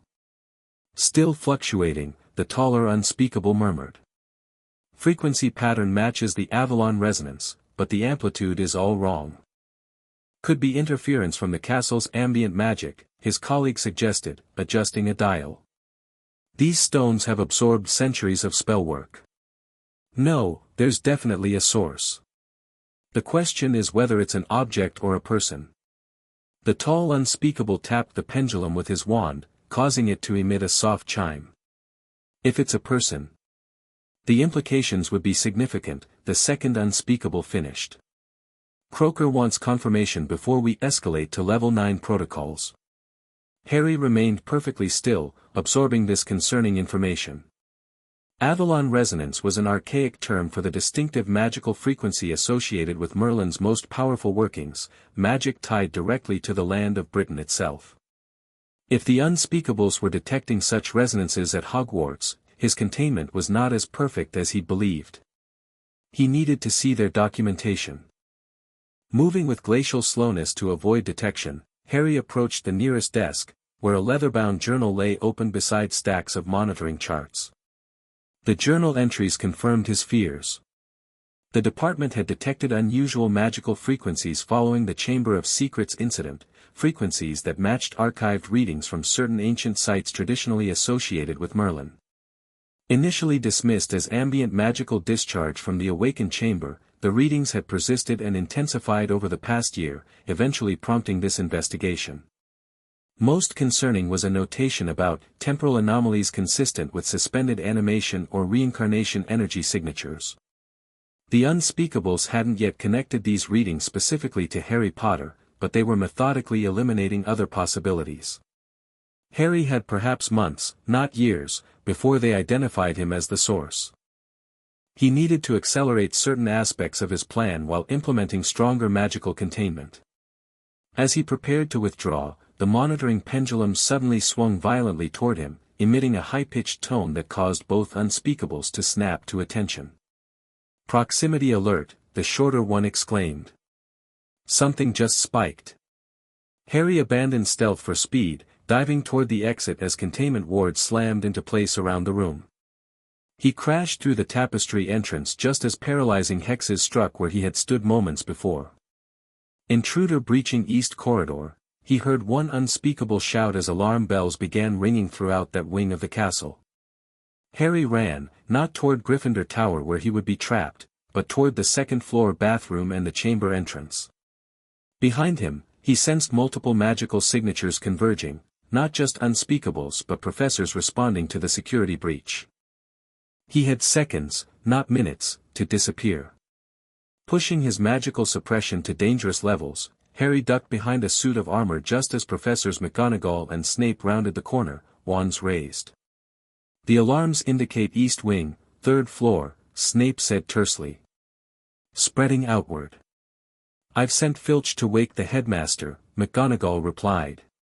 "Could it be Black?" "The castle wards would have detected him directly." "This is something else." They hurried past, giving Harry the moment he needed to slip away toward the second floor. He reached Myrtle's bathroom without further incident, hissing the command to open the chamber entrance before descending into the darkness below. Only in the safety of Slytherin's, his ancient sanctuary, did Harry allow himself to process what had happened. The unspeakables were closer to identifying him than he'd realized. Their equipment was specifically calibrated to detect Merlin's magical signature, suggesting they had suspected something like his return might be possible.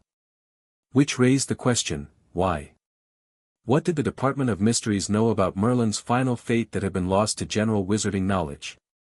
Harry spent the remainder of the night in the chamber, adjusting his magical containment and planning his next moves. By morning, when he carefully returned to Gryffindor Tower, the castle was buzzing with rumors about a midnight security breach possibly connected to Sirius Black. Dumbledore's penetrating gaze at breakfast suggested the headmaster suspected something beyond the official explanation, but Harry maintained his innocent facade, discussing the confiscated firebolt with Ron and carefully avoiding Hermione's still-hurt expression. The game had become more complicated, the stakes higher. Harry needed to accelerate his plans while managing multiple threats: Sirius Black's unpredictable movements, the Unspeakable's investigation, and Dumbledore's growing suspicion. And beneath it all, a deeper concern: if modern wizards were specifically watching for signs of Merlin's return, did they also know about the greater threat that had necessitated his reincarnation in the first place? January brought reconciliation with Hermione following the return of his firebolt, found curse-free, along with intensified Patronus lessons with Lupin and the resumption of Harry's secret training sessions with selected students from all houses. The latter had evolved beyond mere spell practice into something approaching a political coalition. Draco Malfoy had returned from Christmas holidays with subtle changes in his demeanor, less overt antagonism toward Harry, more calculated observation.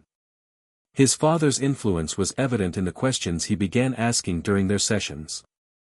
"Father says the Wisingamot structure hasn't changed significantly since the 15th century, Draco commented during one meeting in the hidden practice room. He calls it stability. Others might call it stagnation. Both perspectives have merit, Harry replied, demonstrating a shielding technique to Padma Patil and Susan Bones. Magical governance requires continuity to maintain certain protections, but adaptability to address new threats. Like the statute of secrecy, Susan offered. Aunt Amelia says maintaining it gets harder every year with Muggle technology improving. Precisely. Harry adjusted Neville's wand grip with practiced ease. The question isn't whether our governance should change, but how it can evolve while preserving what's valuable in our traditions. And what do you think is valuable, Potter? Draco asked, his casual tone belying the significance of the question. Harry smiled, recognizing the probe for what it was, Lucius testing waters through his son. Family magic, certainly. The connection between magical bloodlines and the land itself. The independence of magical education from ministerial control. He paused deliberately. And certain older oaths and alliances that have been forgotten but never properly dissolved. Draco's eyes widened slightly, confirming Harry's suspicion that Lucius had begun researching the ancient allegiance between the Malfoys and Merlin, the magical binding Harry had reactivated in the chamber. My father has been exploring our family archives, Draco said carefully. He's found references to obligations that predate the ministry's establishment. How fascinating, Harry replied mildly. Perhaps those old connections might prove relevant again, given how rapidly our world is changing. The conversation shifted to more mundane topics, but the message had been delivered and received. The Malfoys were beginning to recognize the nature of their ancestral oath and, more importantly, considering whether to honor it in the modern era. Similar conversations played out with heirs of other ancient families, the Knots, the Greengrasses, the Abbots, each carefully tailored to their family's historical relationship with Merlin's original magical unification of Britain. Hermione observed these interactions with increasing suspicion, her analytical mind recognizing patterns where others saw only school friendships crossing unusual house boundaries. You've changed, Harry, she said bluntly one evening in the library, where they sat alone working on transfiguration essays. Since first year, but especially since the chamber. It's like you've become someone else. Harry looked up, meeting her intense gaze with measured calm. We've all changed, Hermione. That's what growing up means. Not like this. She leaned forward, lowering her voice. You know things you shouldn't. Advanced magic beyond anything in our textbooks. History that isn't taught in our classes. You're building relationships with heirs of ancient and noble houses across all four houses. I'm making friends, Harry countered mildly. And reading beyond the curriculum. Is that so unusual? It is when those friends happen to be the children of the most politically influential families in Wizarding Britain. When your extra reading includes obscure magical theory that even seventh years don't study. Her eyes narrowed. When you can perform wandless magic that I've never seen any adult wizard attempt. Harry stilled. What makes you think I can perform wandless magic? I've been watching you, Harry. Small things, summoning objects when you think no one's looking, unlocking doors without touching them, warming your tea without a wand. She crossed her arms. I'm not sure Ron has noticed, but I have. A miscalculation. Harry had underestimated Hermione's observational skills and overestimated her willingness to rationalize unexplained abilities in someone she considered a friend. You're right, he admitted, deciding that partial honesty was the best approach. I've been experimenting with wandless magic. It's not in the curriculum because the ministry discourages it, harder to track and regulate. That's not all, though, is it? Hermione pressed. Sometimes when you think no one's watching, you look different. Older somehow. Like you're carrying something heavy. Harry studied her thoughtfully. Hermione Granger's intelligence had always been evident, but her intuition was proving equally formidable. She sensed the duality within him, not the specific nature of his reincarnation, but the fundamental incongruity of an ancient consciousness inhabiting a child's body. We all have our secrets, Hermione, he said finally. Things we're not ready to share, even with close friends. Secrets are one thing, Harry. This feels like something else entirely. Her expression softened slightly. I'm worried about you. Whatever you're involved in, whatever you're planning, it seems dangerous. I appreciate your concern, Harry replied sincerely. But I promise I'm not in danger. Quite the opposite, I'm better equipped to handle threats than you might imagine. That's exactly what worries me, Hermione whispered. You shouldn't have to be equipped to handle threats. You're 13. The genuine concern in her voice touched something in Harry, not just the ancient consciousness that valued her intelligence and loyalty as assets, but the younger soul that recognized true friendship. I've never really been allowed to be just 13, have I? He said quietly. Not with Voldemort, not with the Chamber, not with Sirius Black supposedly hunting me. Hermione's eyes filled with understanding. No, I suppose not. She hesitated. Just, promise me one thing. Whatever you're doing, whatever you're planning, don't shut me out completely. Even if you can't tell me everything. I promise, Harry said, meaning it more than she could know. When the time is right, Hermione, you'll understand everything. And I hope, you'll approve. She seemed satisfied with this, though Harry knew her curiosity and concern would only grow in the coming months. Hermione Granger would need to be brought into his confidence eventually, her intelligence and magical potential were too valuable to waste. The question was when and how much to reveal without overwhelming her. February brought a significant escalation in the Sirius Black situation. The fugitive's dramatic entrance into Gryffindor Tower, standing over Ron's bed with a knife, created panic throughout the school and intensified security measures to unprecedented levels. Harry found the incident revealing in several ways. First, Black had somehow obtained the Gryffindor passwords, suggesting either inside help or magical means of extraction. Second, he had targeted Ron's bed rather than Harry's, indicating he might be searching for something rather than someone. Third, he had fled without harming anyone when discovered, showing restraint inconsistent with a deranged mass murderer. Most interesting was what Black had allegedly said when Ron awoke screaming, "Wrong bed," suggesting he wasn't trying to kill Harry at all, but looking for something he believed was near him. He's insane, Ron insisted as they discussed the incident in the Gryffindor common room the next morning. Standing there with a knife. Could have killed me.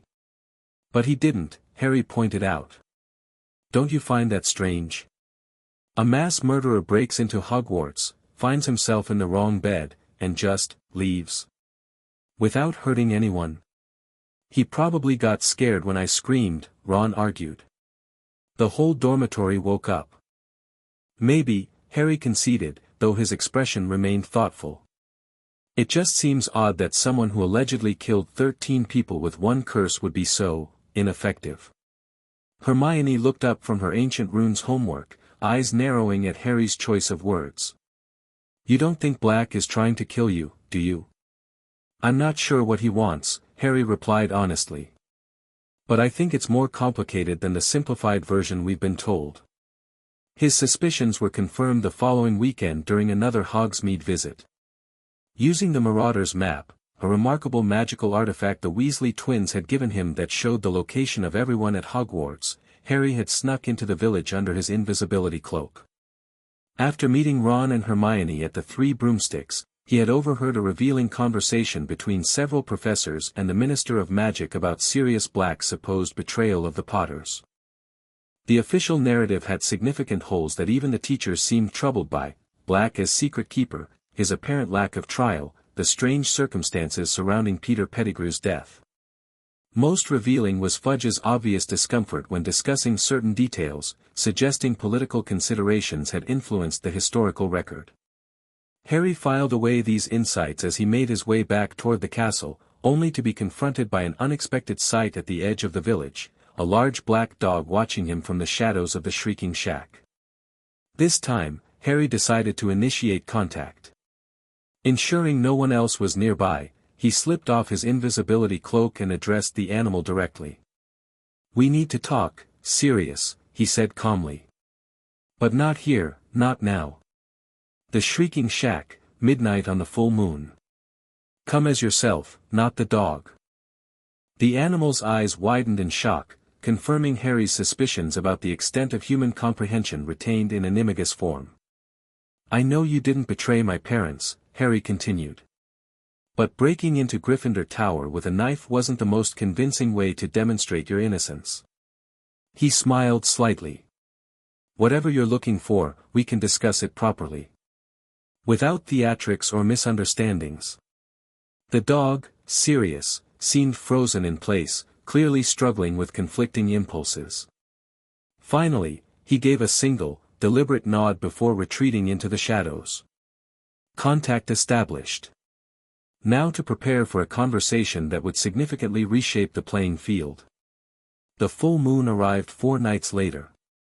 Harry slipped out of Gryffindor Tower under his invisibility cloak, the marauder's map guiding his path to avoid patrolling professors and prefects.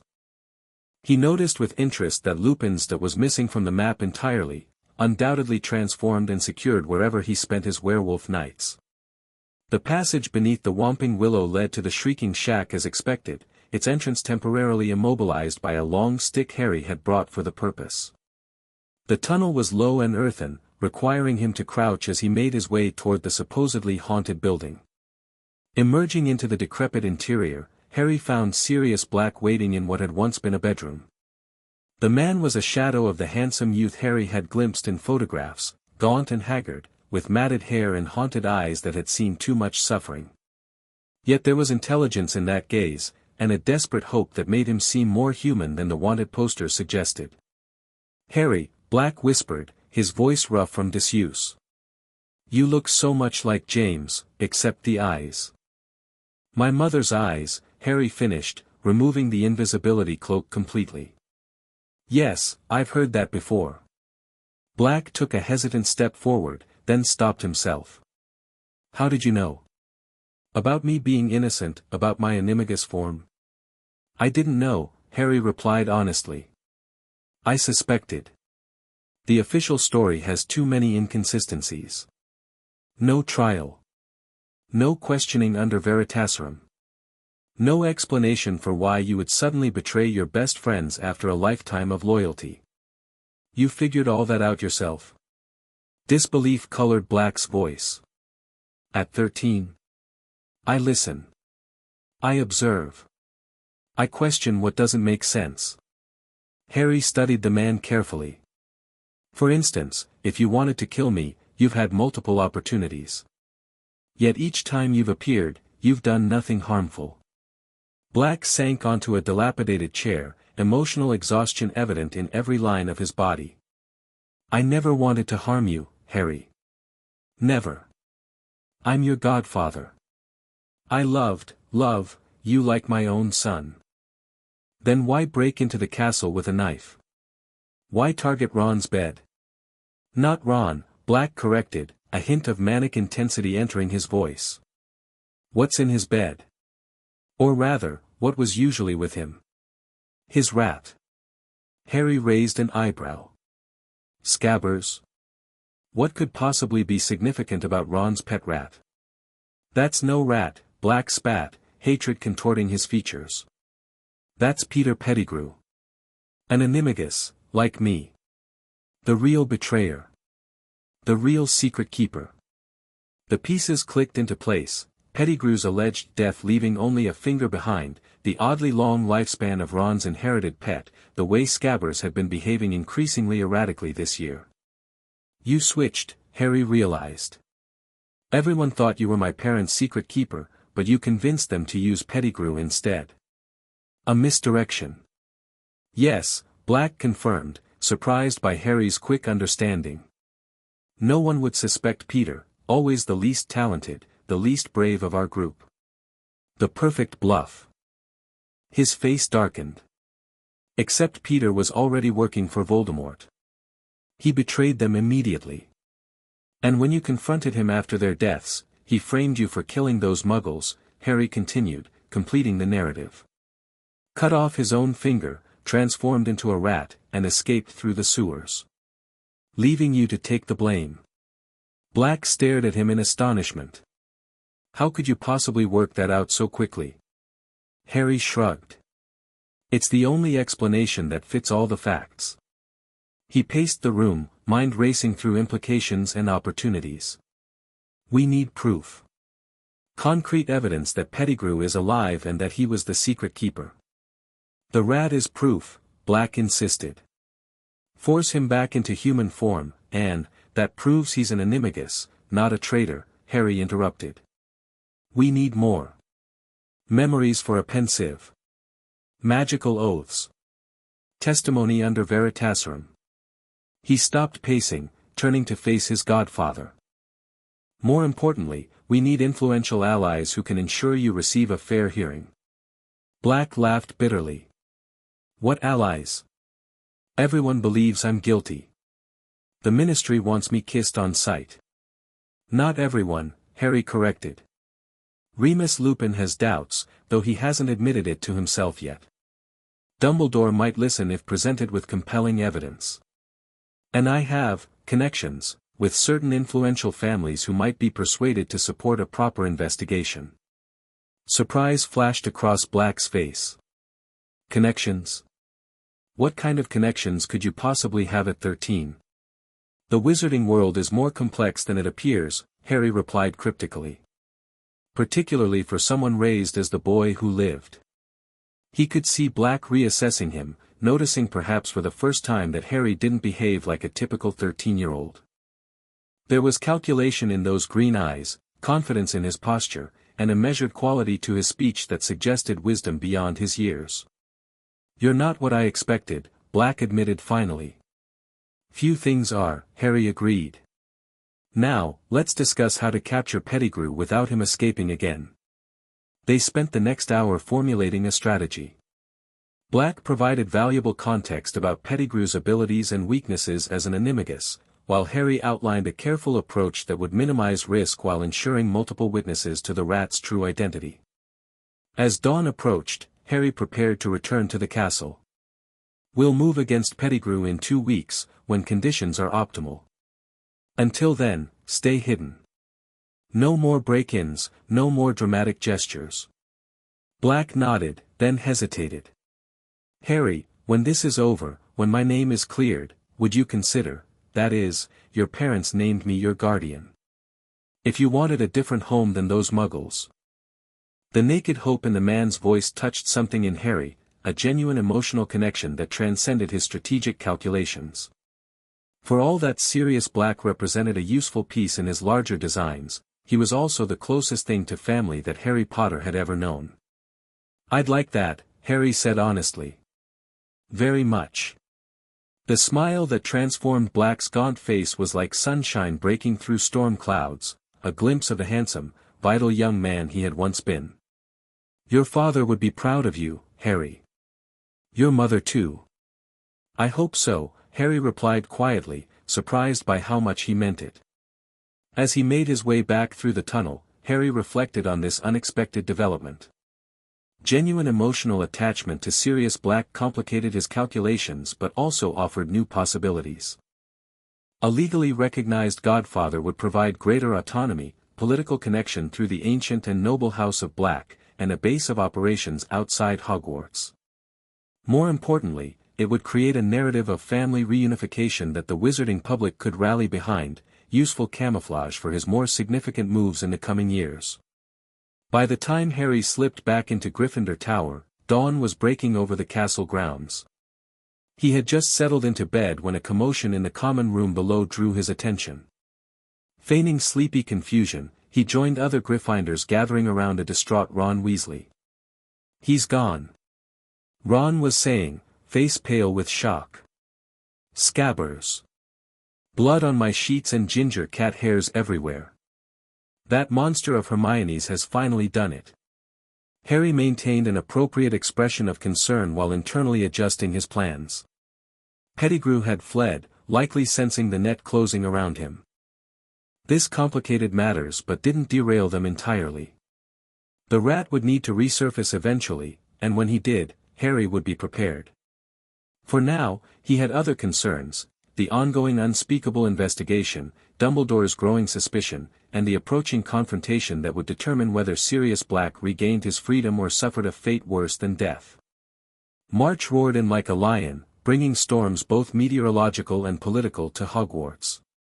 The execution of Buckbeak the Hippogriff, scheduled then delayed through Hermione's intervention, created a controversial backdrop for more significant developments occurring beyond most students' awareness.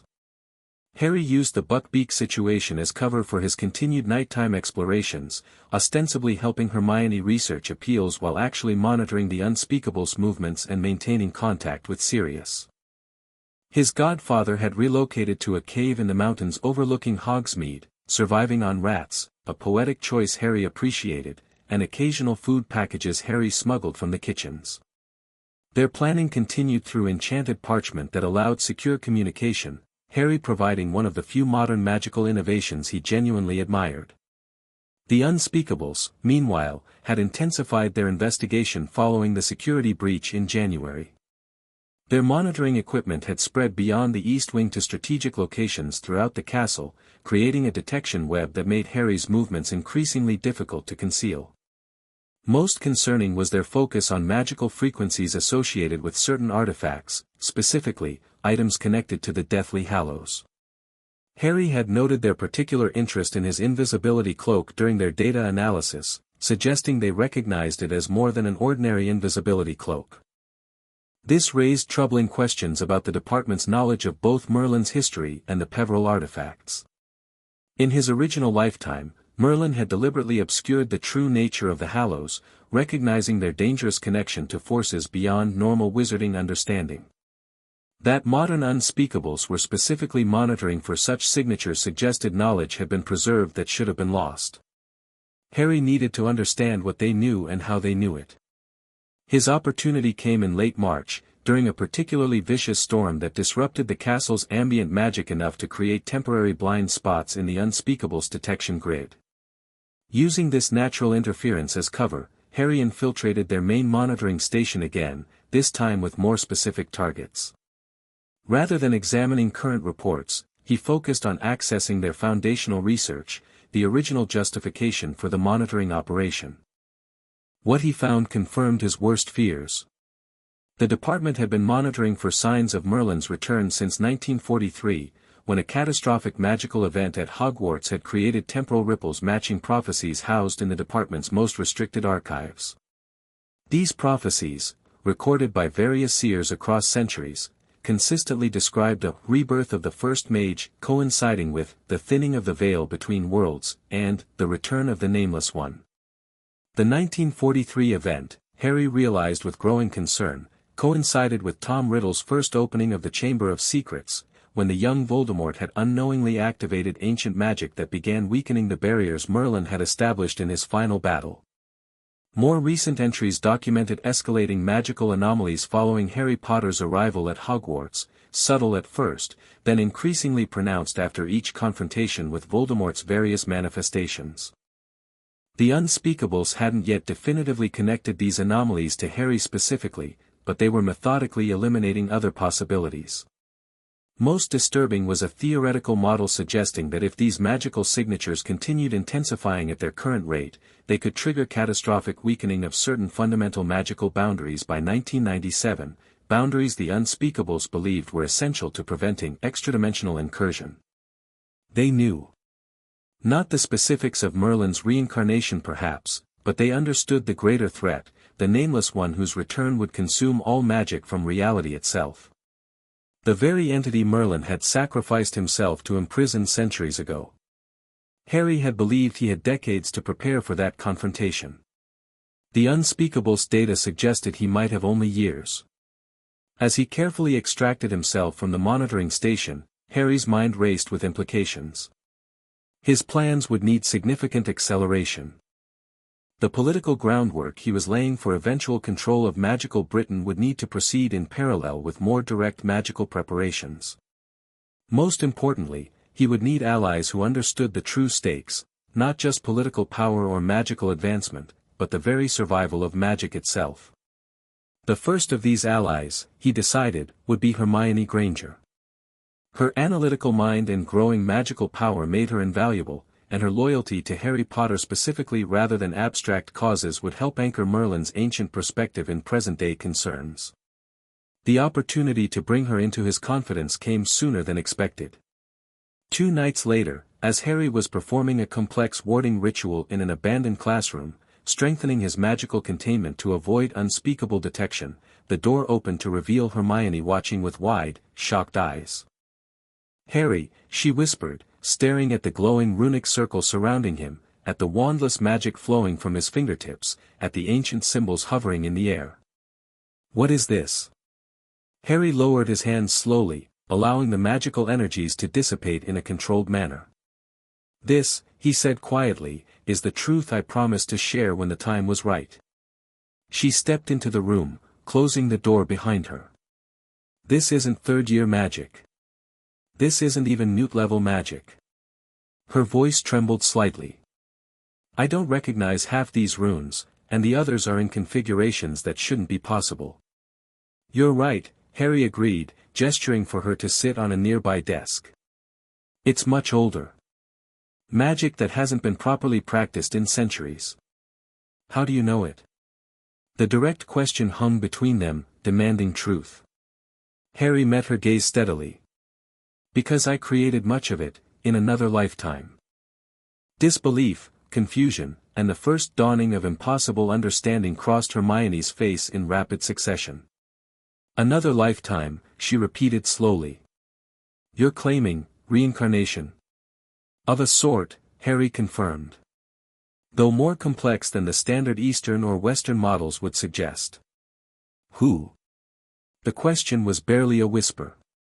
Harry smiled, impressed by her immediate acceptance of the fundamental premise rather than wasting time in denial. This was why Hermione would make such a valuable ally, her mind adapted to new information with remarkable speed, however extraordinary. "I was once called Merlin," he said simply. "Though I answered to many names before that one." To her credit, Hermione didn't laugh or dismiss the claim outright. Her eyes narrowed in thought, connecting dozens of previously inexplicable observations about her friend into a coherent, if incredible, theory. "The advanced magic," she murmured. "The historical knowledge. The way you sometimes speak, like you're much older." She looked up sharply. "The political connections you've been building with ancient families." "All part of a larger design," Harry confirmed. "The restoration of magical Britain to its former greatness, and preparation for a threat few remember but which will soon return." "If you're really, who you claim to be," Hermione said carefully, "then why reveal yourself to me?" "Why now?"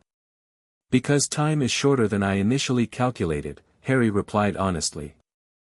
"And because I need allies I can trust completely, not just for their magical ability or political connections, but for their judgment and moral compass." He smiled slightly. "You've questioned my actions repeatedly over the past 3 years, Hermione. Even when it meant risking our friendship. That integrity is rare and valuable." Hermione processed this in silence, her brilliant mind visibly working through implications. "You're not just Harry, though," she said finally. "You remember being him, the real Harry. I've seen genuine emotions, genuine connections." Harry nodded, pleased by her perceptiveness. "The reincarnation was unusual. When Voldemort's killing curse struck infant Harry, it shattered the magical barrier keeping my consciousness dormant. But Harry's soul wasn't displaced, it merged with mine. I have all of Merlin's memories and knowledge, but also Harry's emotions and connections. That's why you can love," Hermione whispered, sudden understanding dawning. "Actual love, not just intellectual appreciation. I've seen it when you talk about your parents, when you connected with Sirius." "Yes," Harry admitted. "It was unexpected.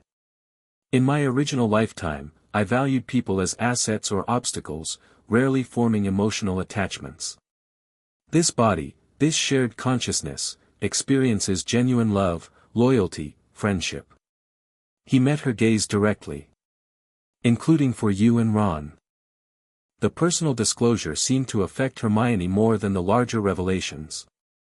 Her eyes filled with tears. "So when you say you trust me, I mean it in both senses," Harry confirmed. "The ancient part of me recognizes your strategic value. But Harry, the part that grew up with you, faced trolls and basilisks with you, trusts you because you're Hermione. She wiped her eyes, visibly gathering her composure. This is a lot to process. But assuming I believe you, and strangely, I think I do, what happens now? What do you need from me? First, your continued discretion, Harry replied. Few can know the full truth yet. Dumbledore suspects something unusual but hasn't identified what. The Department of Mysteries is actively investigating magical anomalies connected to my presence. If either confirmed my true identity prematurely, it would complicate matters significantly. And second, your help with a more immediate concern, clearing Sirius Black's name while exposing Peter Pettigrew. Harry outlined the plan he and Sirius had developed, explaining the true circumstances of the Potters' betrayal and the evidence they needed to collect. Hermione listened attentively, asking insightful questions about magical and legal details. By the time Harry finished explaining, her initial shock had given way to focused determination. We'll need Professor Lupin's cooperation, she pointed out. And a way to prevent Pettigrew from transforming and escaping again. I've been developing a specialized containment charm, Harry replied. As for Lupin, I believe he's ready to consider the possibility of Sirius's innocence. Recent conversations have planted sufficient doubt. They spent the next hour refining the plan, with Hermione contributing several practical improvements that even Harry's ancient wisdom hadn't considered. By the time they returned to Gryffindor Tower, a solid strategy had emerged, one that would culminate on the night of Buckbeak's rescheduled execution, using the distraction to their advantage. Harry, Hermione said quietly as they reached the portrait hole, thank you for trusting me with this. I still have 1,000 questions, but... She hesitated. Whatever you're planning long-term, whatever this greater threat is. I'm with you. Just promise me one thing. What's that? Don't lose Harry in the process of being Merlin. Her eyes held genuine concern. The world needs both. Harry nodded, touched by her insight. I'm finding that I need both too. April blossomed across the Hogwarts grounds, bringing with it increasing tension on multiple fronts. Exam preparation consumed most students' attention, while the professors maintained vigilance against Sirius Black's potential return. Beneath these visible concerns, Harry navigated more complex challenges, maintaining his magical containment against unspeakable detection, preparing for Pettigrew's capture, and accelerating his political groundwork through his growing network of cross-house allies.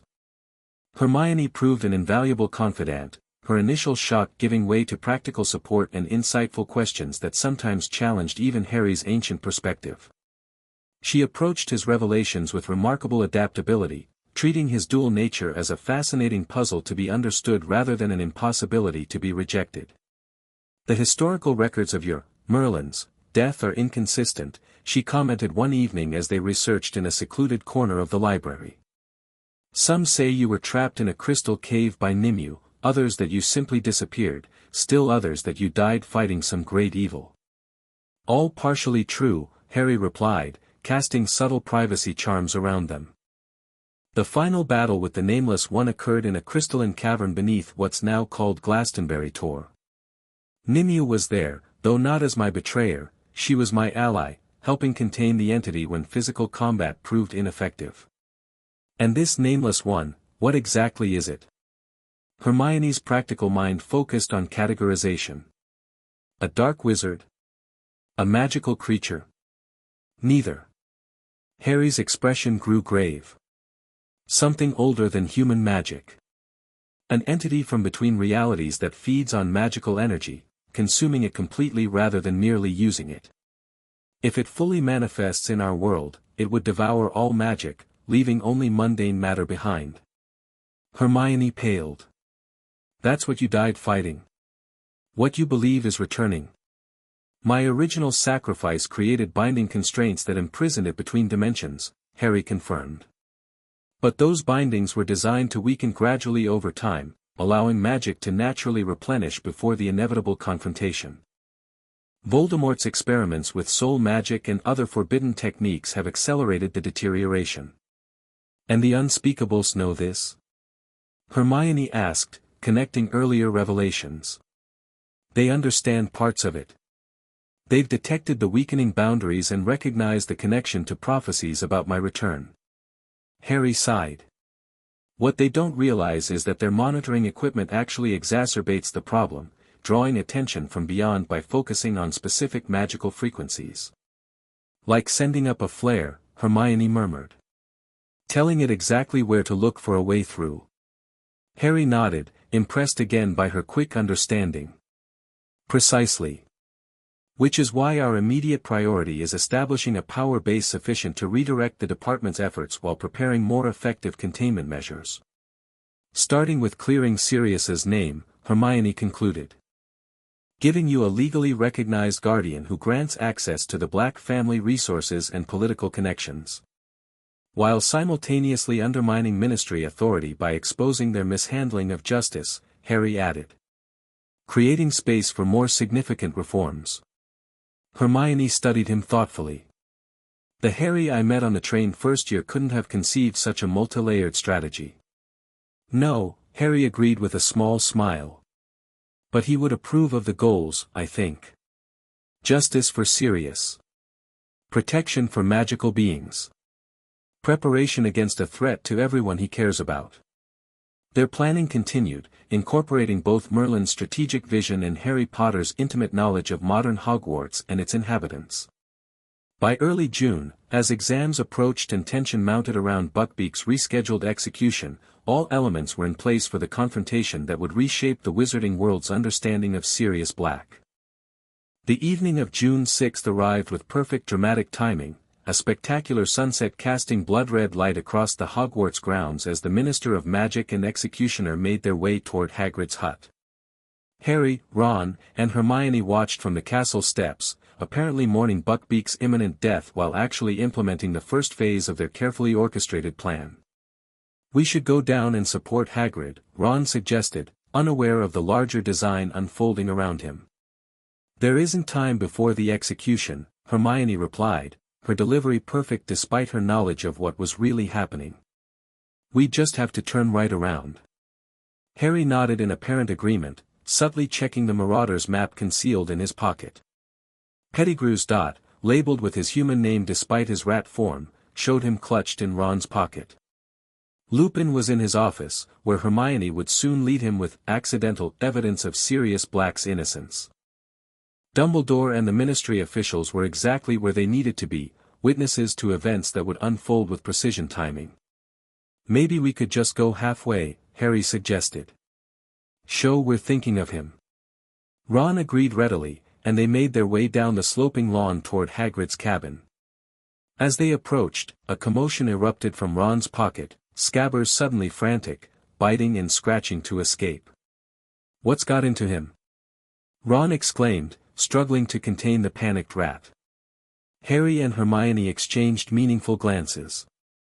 Right on schedule, the rat had sensed Sirius's presence, the great black dog watching from the edge of the Forbidden Forest, exactly as planned. Ron, hold tight to him, Harry warned. I think I see something.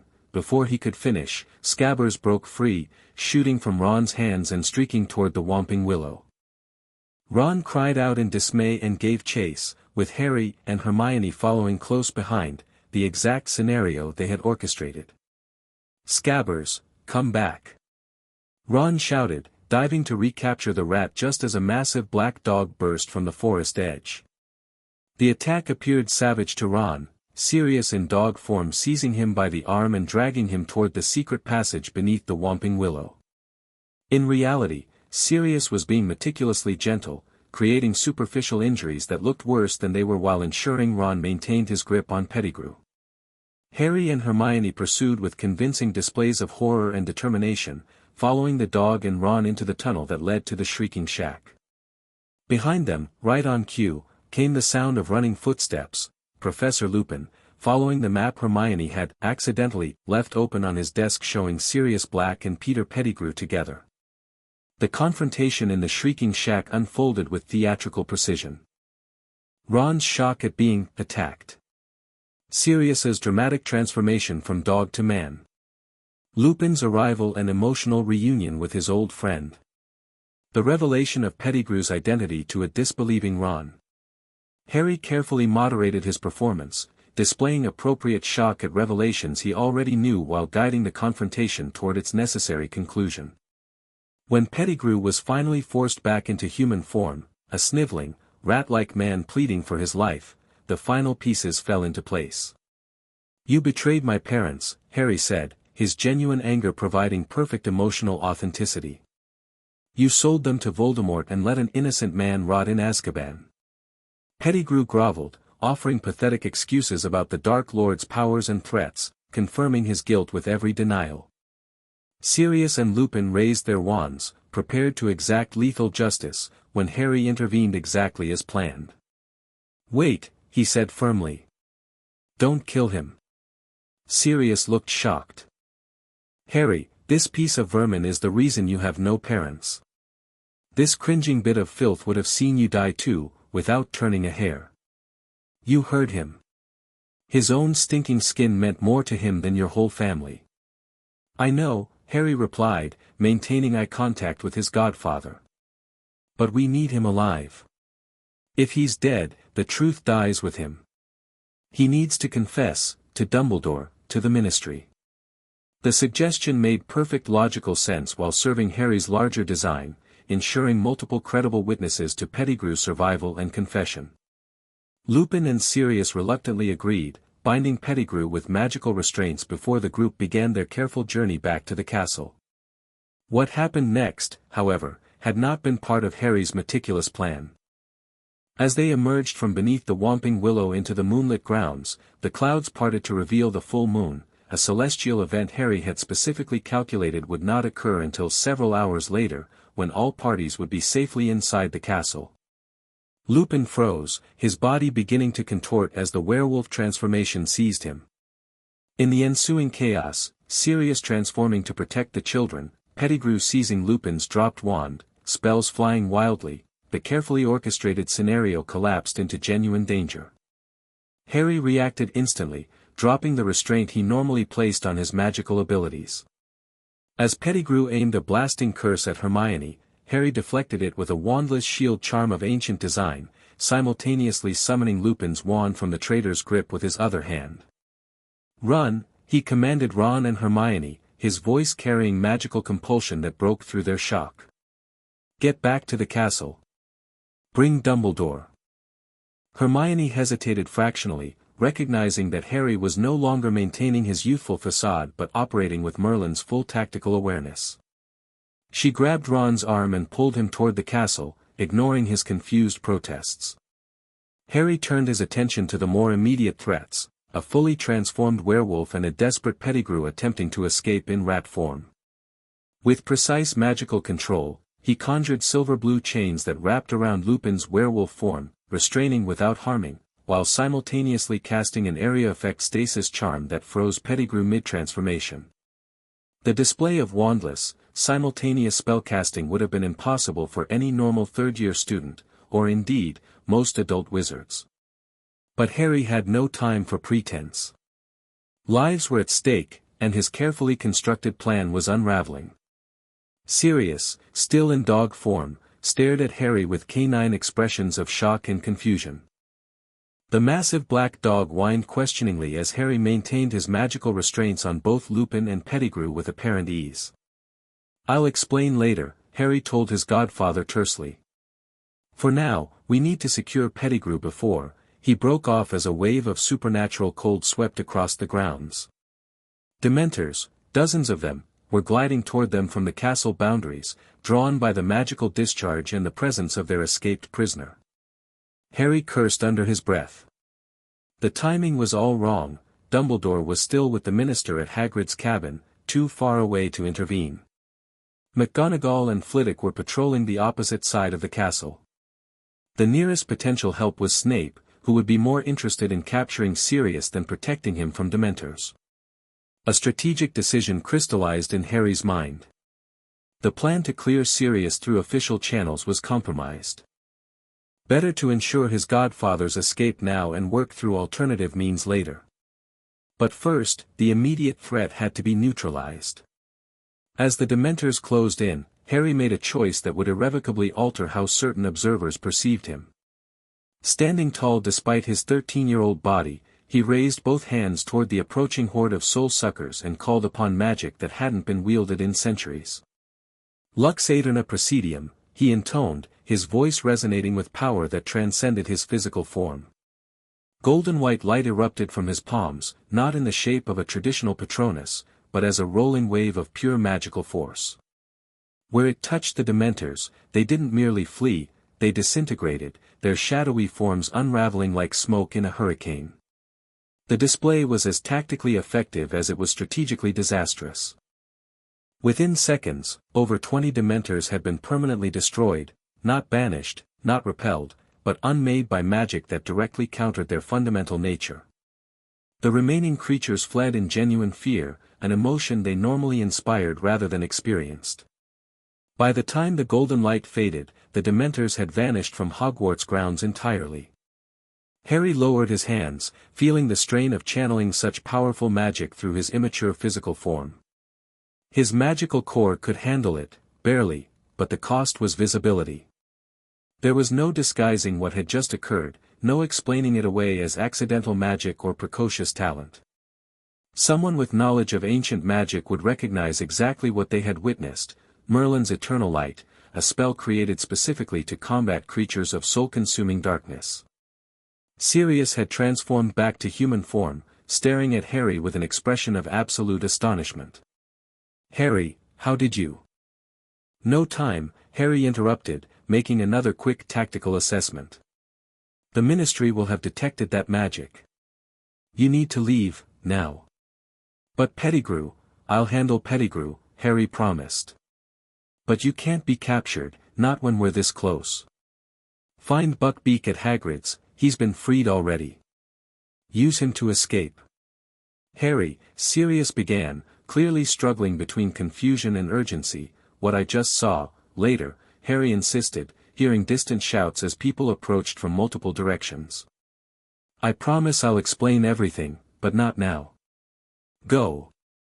With a final troubled glance, Sirius transformed back into the great black dog and bounded toward Hagrid's cabin. Harry turned his attention to the still frozen Pettigrew, quickly transfiguring a nearby rock into an unbreakable container specifically designed to hold an animagus regardless of form. He had just secured Pettigrew inside when multiple figures appeared from different directions: Dumbledore and Fudge from Hagrid's cabin, Snape from the castle, and an unfamiliar witch in Department of Mysteries robes from the direction of the lake. All four stopped short at the tableau before them, Harry Potter standing calmly beside a magically contained Pettigrew, a restrained werewolf, and the unmistakable magical residue of ancient power that still shimmered in the air. "Minister," Harry said with perfect composure, "I believe you'll find this is Peter Pettigrew, very much alive despite reports of his death 12 years ago. His presence raises interesting questions about Sirius Black's conviction without trial, doesn't it?" Fudge gaped, his bowler hat nearly falling from his head. "That's impossible. Pettigrew died. Black killed him." "Evidence suggests otherwise," Harry replied, gesturing to the containment vessel. "As you can see, he's an unregistered animagus, a rat, specifically. The same rat that has been living with the Weasley family for 12 years. A rather unnaturally long lifespan for a common garden rat, wouldn't you agree?" While Fudge sputtered in confusion, Harry was far more concerned with the calculated assessments being performed by the other two observers. Dumbledore's twinkling eyes had gone sharp and focused, studying both the captured Pettigrew and the magical residue with growing comprehension. More troubling was the unspeakable witch, who had drawn a complex magical instrument from her robes and was actively scanning the area, particularly the fading golden energy that still clung to Harry's form. "Most remarkable, Harry," Dumbledore said quietly. "Perhaps you could explain exactly what happened here." "A rather complex sequence of events, Professor," Harry replied evenly. "Professor Lupin transformed unexpectedly. Pettigrew attempted to escape. And the Dementors arrived, seemingly intent on administering the kiss to everyone present, not just Sirius Black. And the Dementors were repelled. How precisely?" the unspeakable asked, her professional tone belied by the intensity of her gaze. I cast a Patronus, Harry said simply. No Patronus does what I just measured, she countered. No Patronus destroys Dementors. They are classified as non-beings specifically because they cannot be unmade by conventional magic. A critical moment had arrived sooner than Harry had calculated. The unspeakable had directly observed magic that could only have come from one source, magic specifically associated with Merlin's original techniques for combating extradimensional threats. Before Harry could formulate a suitably ambiguous response, Dumbledore intervened smoothly. I believe this conversation would be better continued in my office, the headmaster suggested, his tone pleasant but his magic subtly flexing in a display of territorial authority.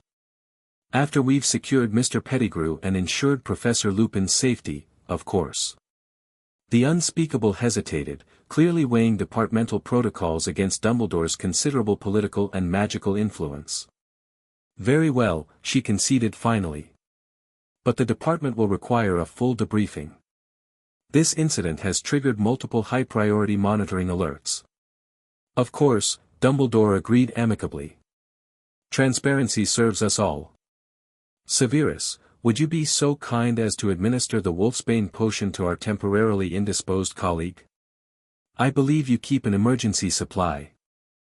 Snape, who had been watching the exchange with narrowed, calculating eyes, gave a curt nod before departing toward the castle, his billowing robes reflecting his evident dissatisfaction with being excluded from the more interesting conversation to follow. As Dumbledore magically levitated the contained Pettigrew, Fudge finally found his voice again. This is most irregular, Dumbledore. If that truly is Pettigrew, then the implications for the Ministry, for my administration, are best discussed after confirming his identity through official means, Dumbledore finished smoothly. A simple matter of Veritaserum questioning before witnesses, I should think. The political damage control evident in Fudge's expression would have been amusing under other circumstances. As it was, Harry remained focused on the more significant threat, the unspeakable whose magical scanner remained trained on him as they walked toward the castle. By the time they reached Dumbledore's office, news of Peter Pettigrew's miraculous reappearance had somehow spread throughout the castle. Professor McGonagall joined their procession, her lips pressed into a thin line of shocked disapproval at the implications. Hermione and Ron waited outside the headmaster's office, the former watching Harry with knowing concern while the latter demanded immediate explanation about Scabbers' true identity. Mr. Weasley, Miss Granger, your participation will be required shortly, Dumbledore assured them. But first, some preliminary discussions must occur between the relevant authorities. Harry caught Hermione's eye as he passed, giving her a subtle nod of reassurance. She would understand what had happened, that circumstances had forced him to reveal more of his capabilities than planned, accelerating their timeline significantly. Inside Dumbledore's office, the interrogation began in earnest, though it quickly became apparent that Harry was as much the subject of investigation as Pettigrew. Now then, Dumbledore said, settling behind his desk while conjuring chairs for the others. I believe we have several mysteries to unravel. Perhaps we should begin with the most straightforward, the identity of our captive. A few drops of Veritaserum and several direct questions later, Peter Pettigrew's role in betraying the Potters and framing Sirius Black was established beyond reasonable doubt. Fudge's face grew progressively paler as the implications for the Ministry became inescapable. This is a disaster, the minister muttered, mopping his brow with a handkerchief.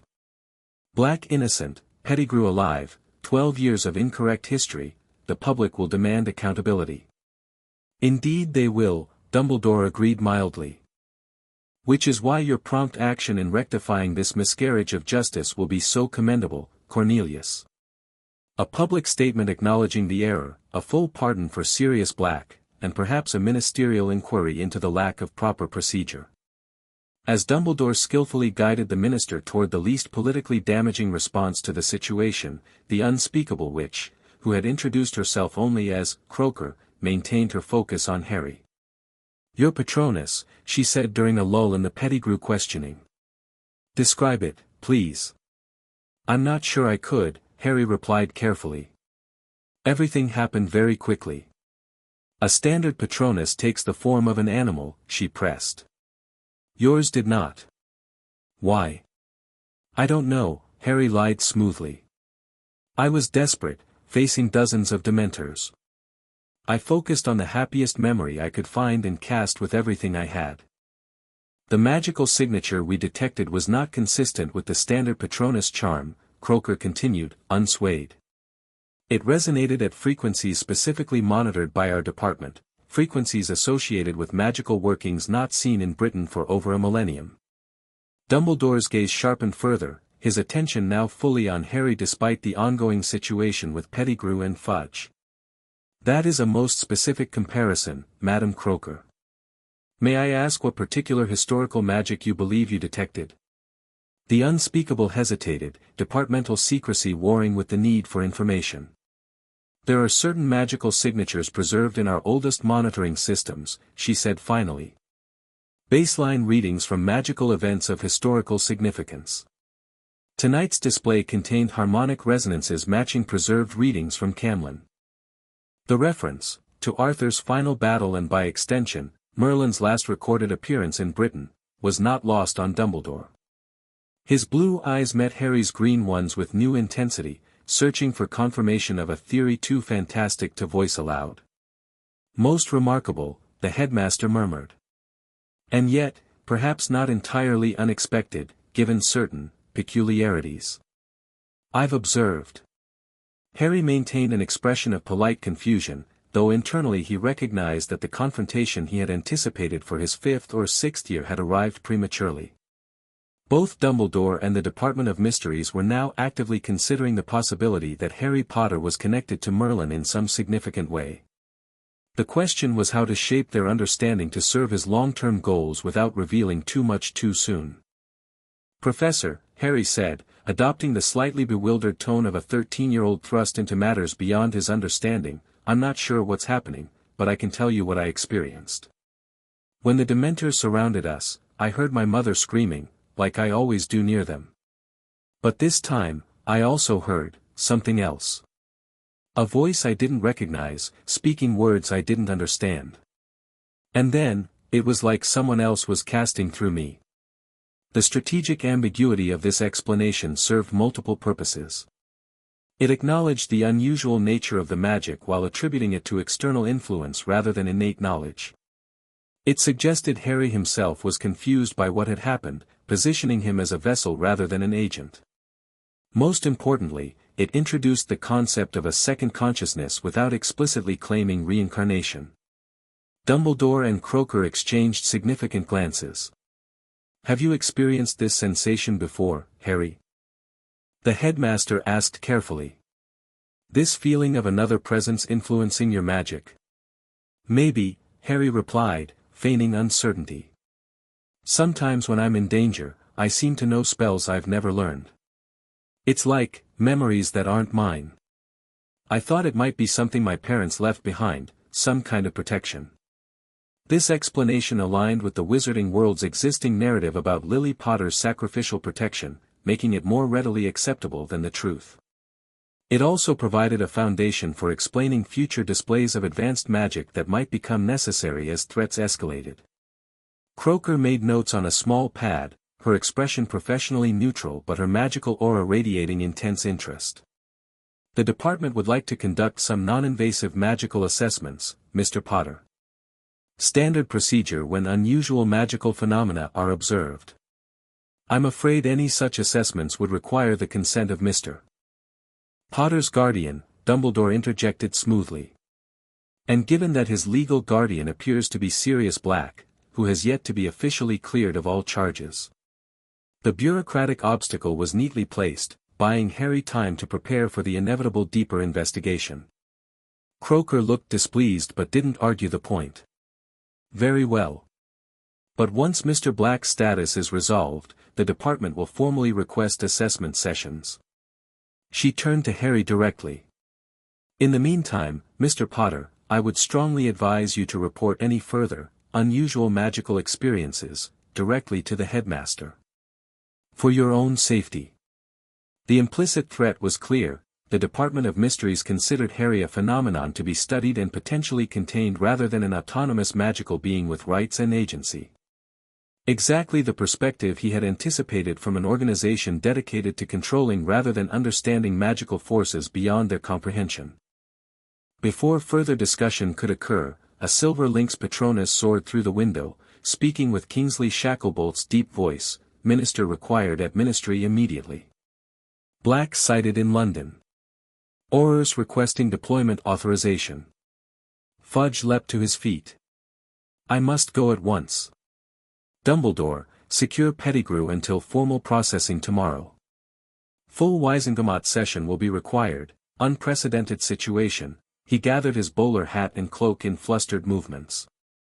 "Potter, you'll need to provide testimony, of course. Formal statements, documentation of tonight's events." As the minister continued babbling his way toward the door, Harry exchanged a knowing glance with Dumbledore. Both understood that Sirius Black was nowhere near London. The sighting was either mistaken or, more likely, deliberately engineered to buy time for the actual escape. After Fudge's departure, with Pettigrew securely bound and silenced in a corner, Dumbledore dismissed Professor McGonagall to oversee the school's return to normal operations. Only then did he turn his full attention to Harry, blue eyes no longer twinkling but sharp with penetrating intelligence. "I believe, Harry," he said quietly, "that we have much to discuss regarding the nature of your unique magical circumstances. But perhaps that conversation should wait until you've had time to rest and process tonight's events." It was a strategic retreat on the headmaster's part, time to gather more information, consult sources, formulate theories before confronting the extraordinary possibility that had begun taking shape in his mind. "Thank you, Professor," Harry replied with genuine gratitude. "It's been an overwhelming night." "Indeed it has." Dumbledore studied him a moment longer. "You know, Harry, there is an old saying among certain magical scholars, when the student is ready, the teacher appears. I find myself wondering if perhaps the reverse might also be true." The cryptic statement hung in the air between them, an acknowledgement that Dumbledore suspected something profound about Harry's nature without explicitly voicing his theory. "Sometimes," Harry offered carefully, "what we need most finds us exactly when we need it, whether we recognize it or not." Dumbledore's eyes widened slightly at this philosophically mature response from an apparent 13-year-old. "Precisely so," he murmured. "Precisely so." As Harry left the headmaster's office, he knew the dynamics had shifted irrevocably. The timeline had accelerated. Dumbledore was connecting dots leading toward the truth. The Department of Mysteries was actively investigating his magical signature.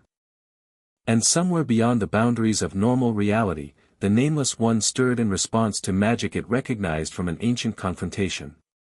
The game had changed. The stakes had risen. And Harry, both Merlin's ancient wisdom and Harry Potter's youthful determination, would need to adapt his strategies accordingly. The wizarding world stood at a crossroads, and so did he. The end. Thank you for watching this video. Please be sure to subscribe to our channel and like this video.